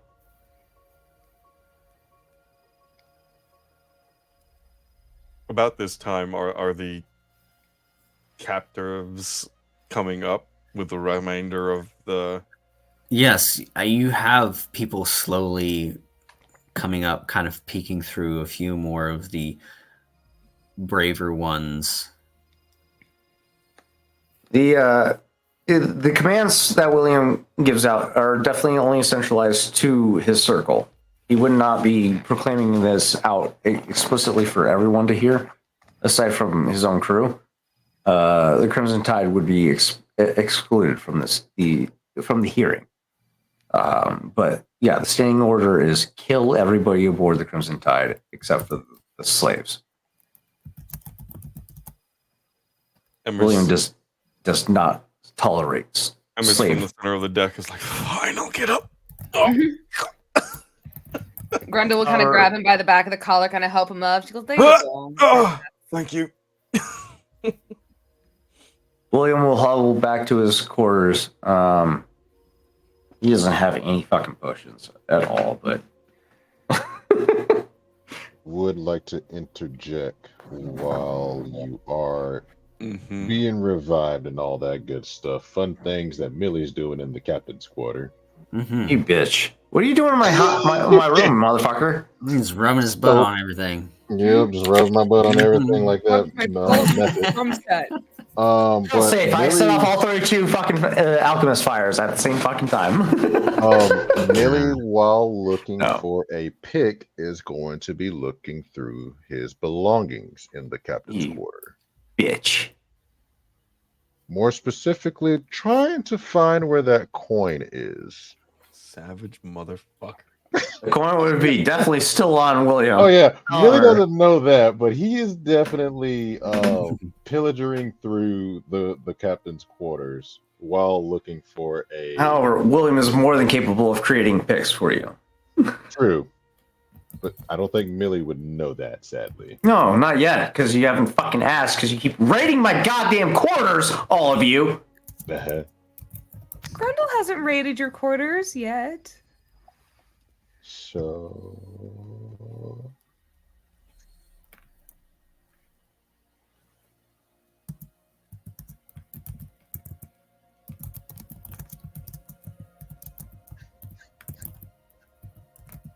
Ominous typing. yeah, I don't know if he's typing to me or someone else. Right. It's me. Too many secrets going on behind the scenes. Way too many secrets going on behind the scenes. We need to start telling what we're doing. Yeah, I mean, I'm just looking through William's stuff for more specifically the coin or anything else that could let me know before I just try to find a pick, Chris. And then Like behind the scene conversations are great and all, but at a certain point it becomes too much. So you're looking for this coin. After quite some time, you would realize that it is not here. okay. Very well. Then if I can't find a pick off of William's belongings, I am just going to Yeah, pull a you'd pick be able to from my boots. Oh, Yeah, go for it. okay, then yeah, I don't have to worry about that. So I will pick lock the birdcage Go ahead and for roll. 22 sleight of hand. It clicks right open, and these birds begin to fly out in a panic. Oh, there's multiple birds? Yes. Yeah, each one has like 35 to 40 birds in it. Right now, on the Crimson Tide, there are over 130 people. Oh, fuck. And Yeah. I thought it was Shit. one bird in here. No. Okay. Sorry, that's my bad for not. No, you're good. Yeah, I would not have gone in here if that was the case. Then surprise birthday party for William.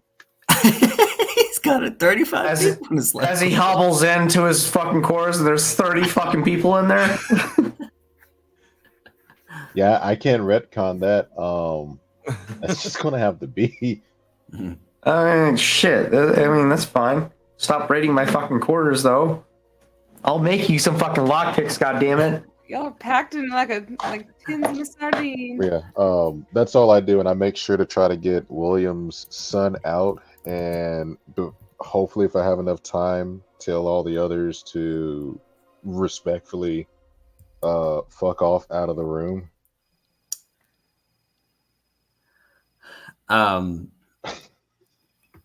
They are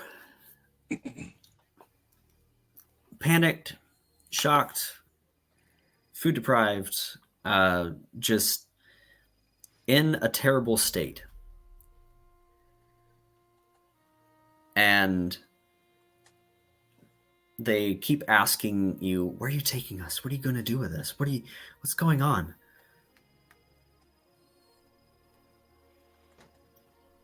And you just tell them to get out. And slowly they just kind of like, I guess we'll get out. Laying in the bottom of this particular transmutation cage still is a small sparrow with a broken wing and a broken leg. As you gently pull this bird out into your arms is William's son, Grayson. He looks battered, bloodied.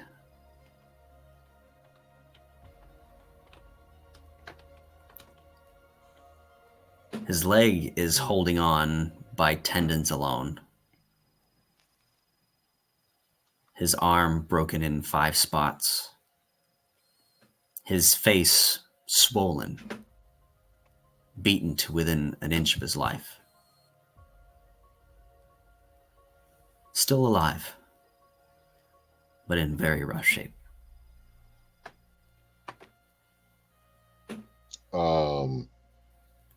What I'd like to do, and up to you on how the ruling of this can be, I'd like to use every point of lay of hands to try to remedy his broken limbs. And in conjunction with it, roll medicine to assist with healing him before utilizing a potion of greater healing.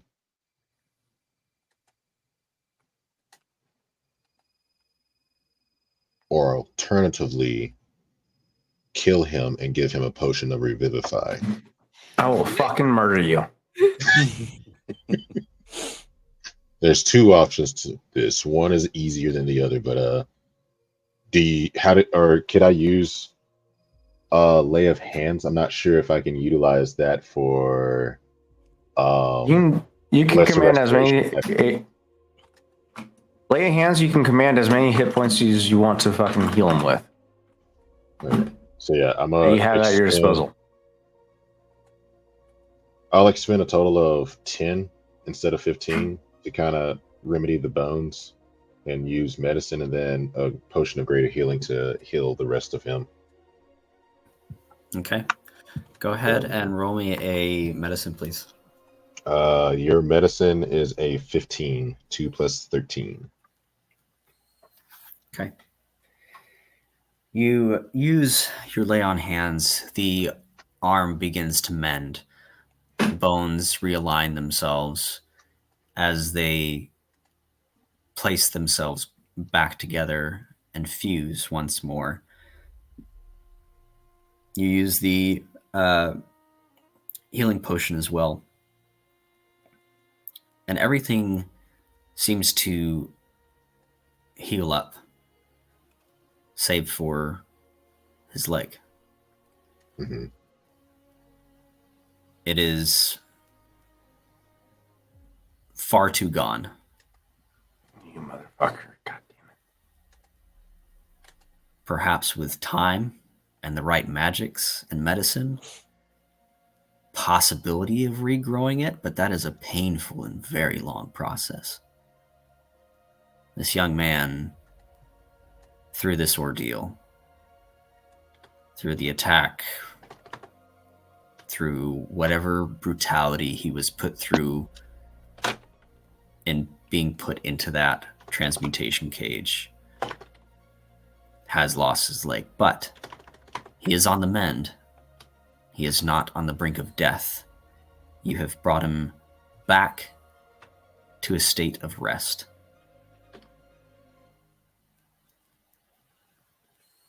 Okay.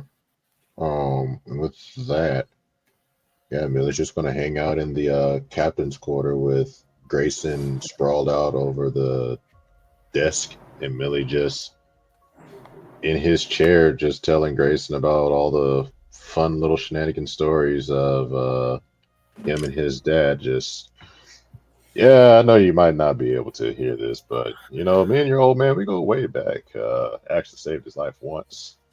Bit of a pain in the ass, but yeah, you know, tough cookies with fathers and whatnot. Well, look, going on, you know, you like beans? I love beans. Beans and rice are my favorite meal part of the day. Started my morning off with a nice cup of Joe. I would assume William would be stumbling in at this point, listening to this fucking nonsense and just seeing his son in this state. Like,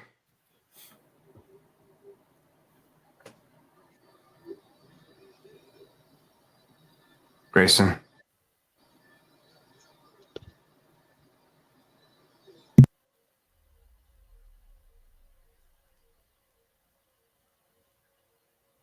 Is this you should see the other guy moment? Oh, what? The other guy definitely almost killed me. But it pays to have good friends. People you can count on, right?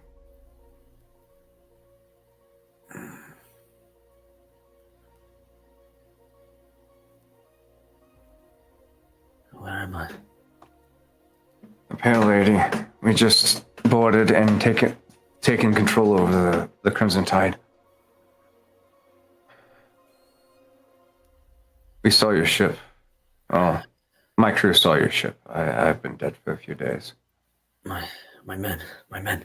And he Grayson sits up and takes the whatever he was wrapped or covered up with to be taken care of.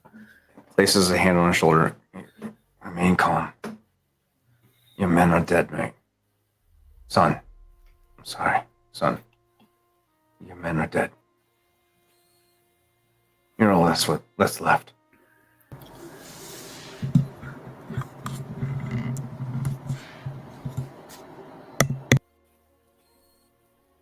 As you say, you're all that's left, you hear behind you a small voice. Captain, you're alive. And Aveline comes around to sit by his side and just holds him.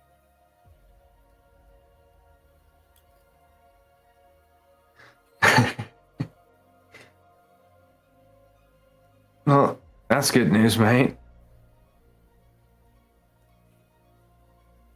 Look at that. Somebody survived.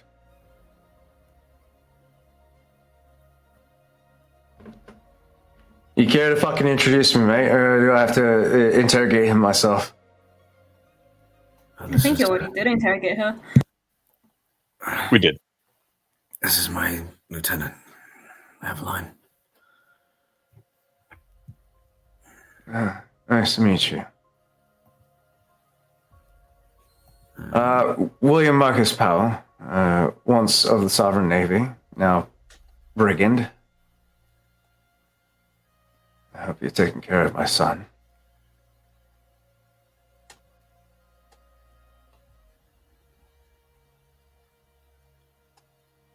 Sorry for the late rescue.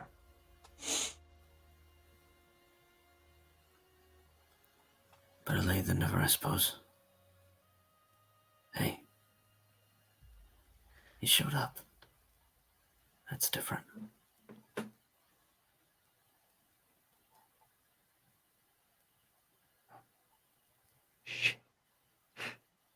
I like different.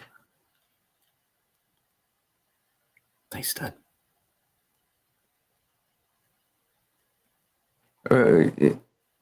Why did you pursue Crimson Tide? Did you pursue the Crimson Tide, or did they catch you off guard? Oh, we were assigned on patrol here in the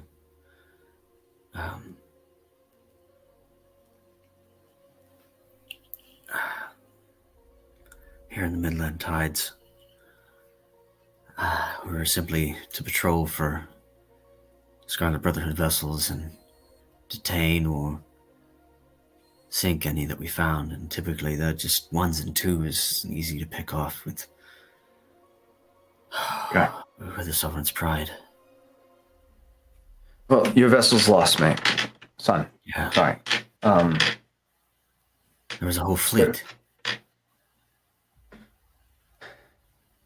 But there's a silver lining.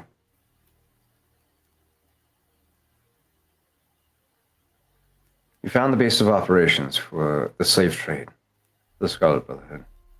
I plan to eradicate it. One thing that your father is known for is being extremely opposed to slave trade, and I will uphold that ideal, and I'm going to destroy it. But, You have this information. The island that we are currently moored at is one of their primary base of operations. More so for the trade of an illicit drug known as black powder. Are you familiar? I've heard it. Yes. This If you put together this information, I'll take it to the Sovereign. We'll have a whole fleet. We can use all the resources we get, but we can't. Grayson, you know I've explicitly told you that we can't trust the Sovereign.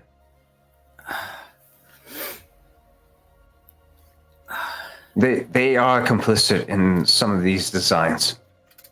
Whether or not all of them or some of them, we can't trust them. Our hands are tied in some aspects, but we just have to convince them that this is the right thing to do. Regardless of where the stand is now, they're good men, willing to fight. Yes. But I implore you to appeal to those that you can trust. Not to those that you serve. Appeal to those that believe in the same causes as you.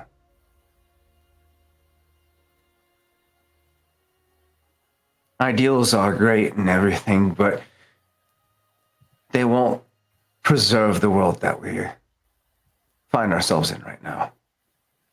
The world is burning around us. We need dedicated soldiers.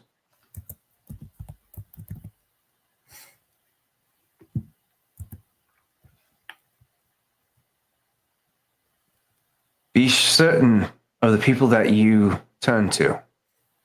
Know their motives. I know you can see into their souls, their hearts, what drives them. Trust those instincts. It's the same instincts that I use to trust my men.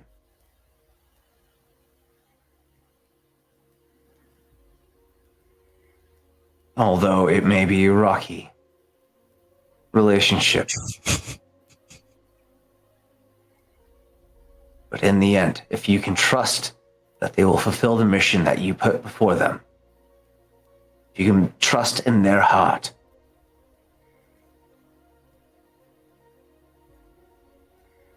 then they are a worthy companion. Do not pass out your allegiance freely.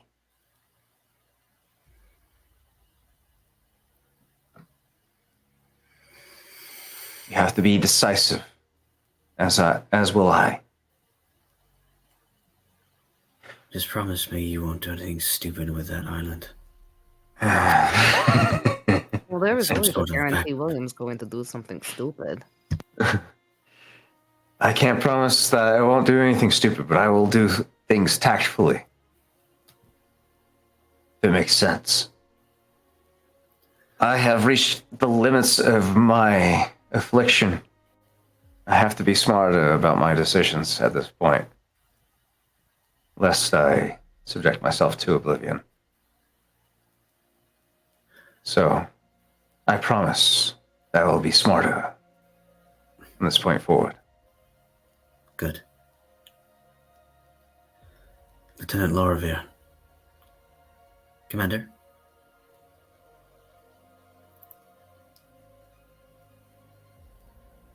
Need to make contact with our mutual friend.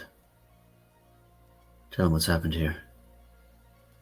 I'll need some time to rest, and then we'll need to find a ship back to Grand Soren. You don't need a ship, mate. I have a door for you right now. All I need is for you to send your most trusted men with me, so we can take over this island.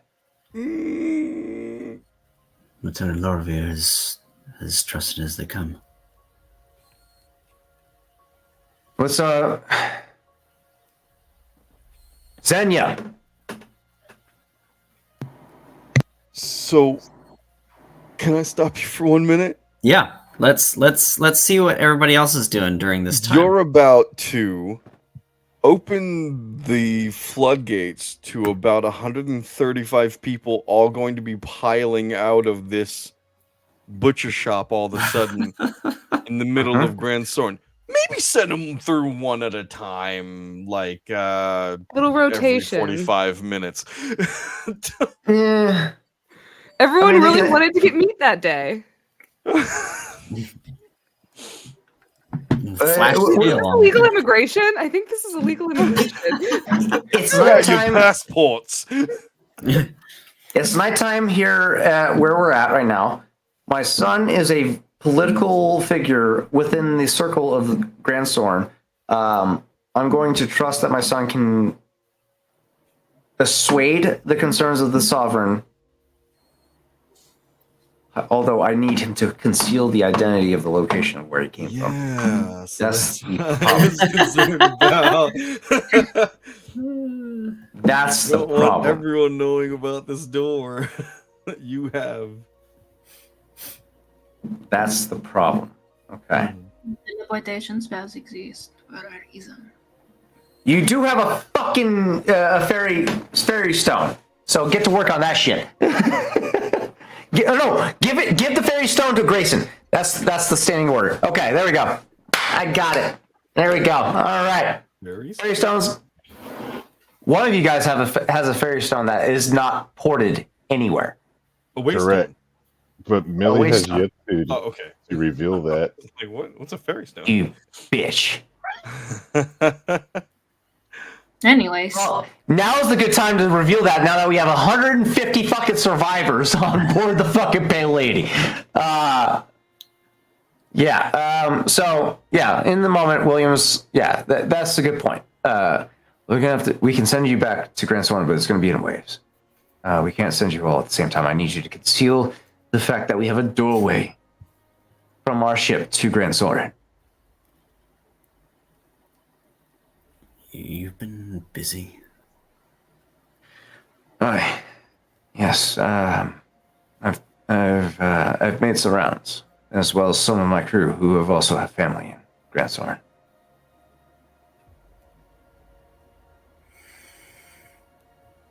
Please don't bring it up that I've been there. All right. It's best for everybody involved.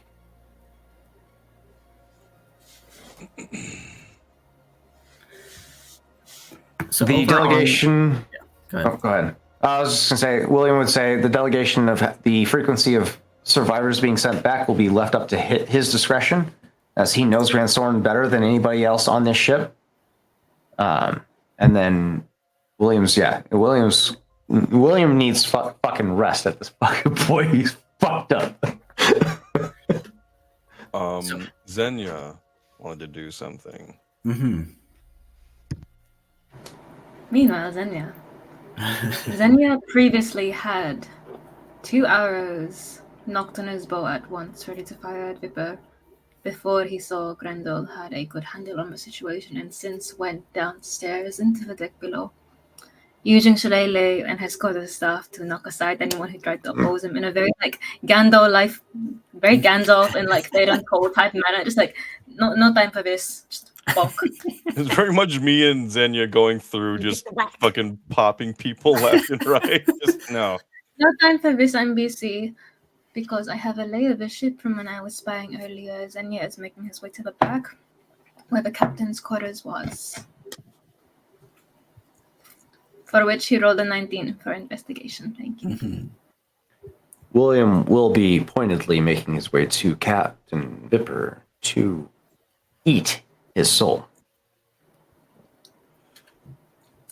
Emerus Yeah. is just kind of coordinating crewmates to take food and weapons to the Pale Lady. Kind of anticipating the captain's orders.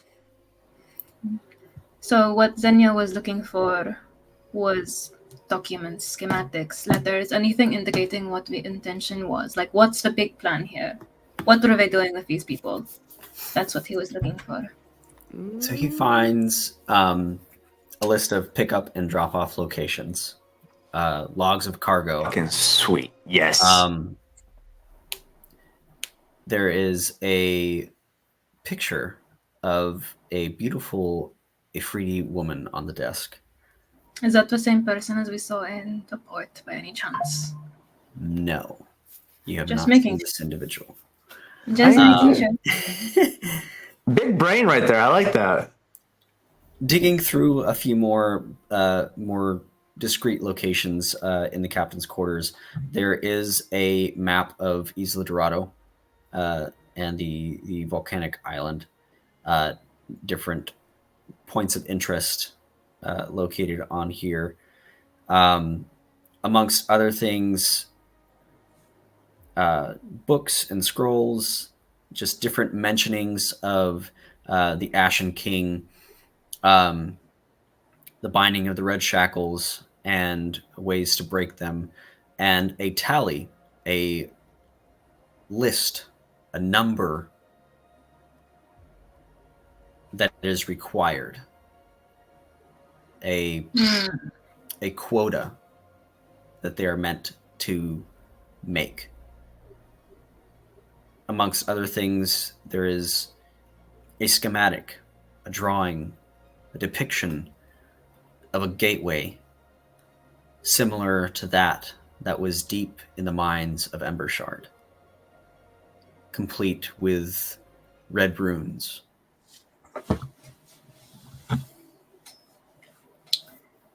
Is there any indication that this gateway currently seems to be closed and the quota could be because they're trying to open it?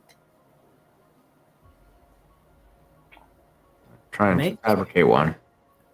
Make an Arcana check, please.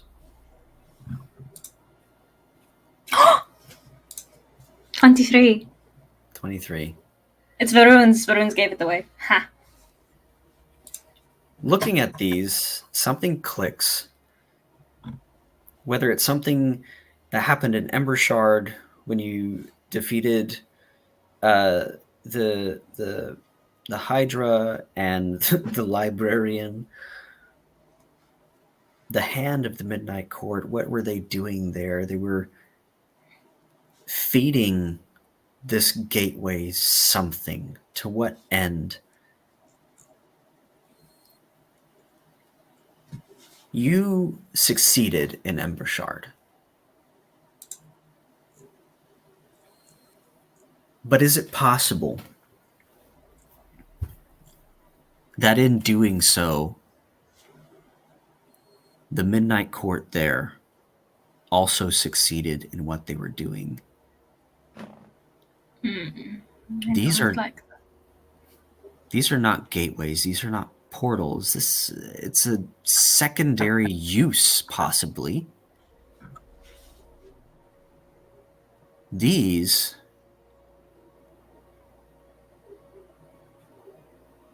are the bones of Maella. You motherfucker. God damn it. These are the shackles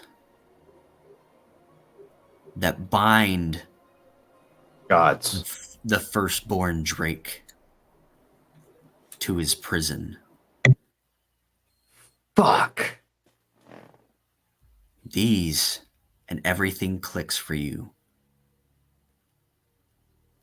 The red shackles, the Iron Mountain coffin. These are stories that are told, prophecies that have never come true, that have just made it into little stories for children. Fuck.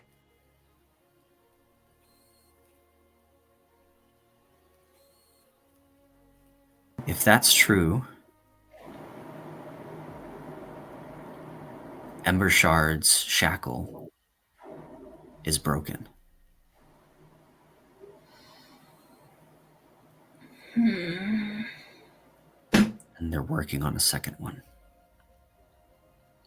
Xenia would have been leaning over the desk, sort of poring over these different manuscripts, sort of shuffling one over to pull another one, and there's no logical sense or rhyme or reason in the way these books, these letters and such are, and schematics are laid out that makes sense to anyone other than Xenia in that moment. And when that clicks, he's suddenly gathering all of it into his arms and then just like feeding it into Rico with like a very distant look in his eye. And then he's going to cast Detect Evil and Good around the study. Fey Fiend's undead. Aberration, Celestial Aberrations, Elemental. Elemental. In 30 feet, correct? Correct. Nothing seems to be happening in 30 feet.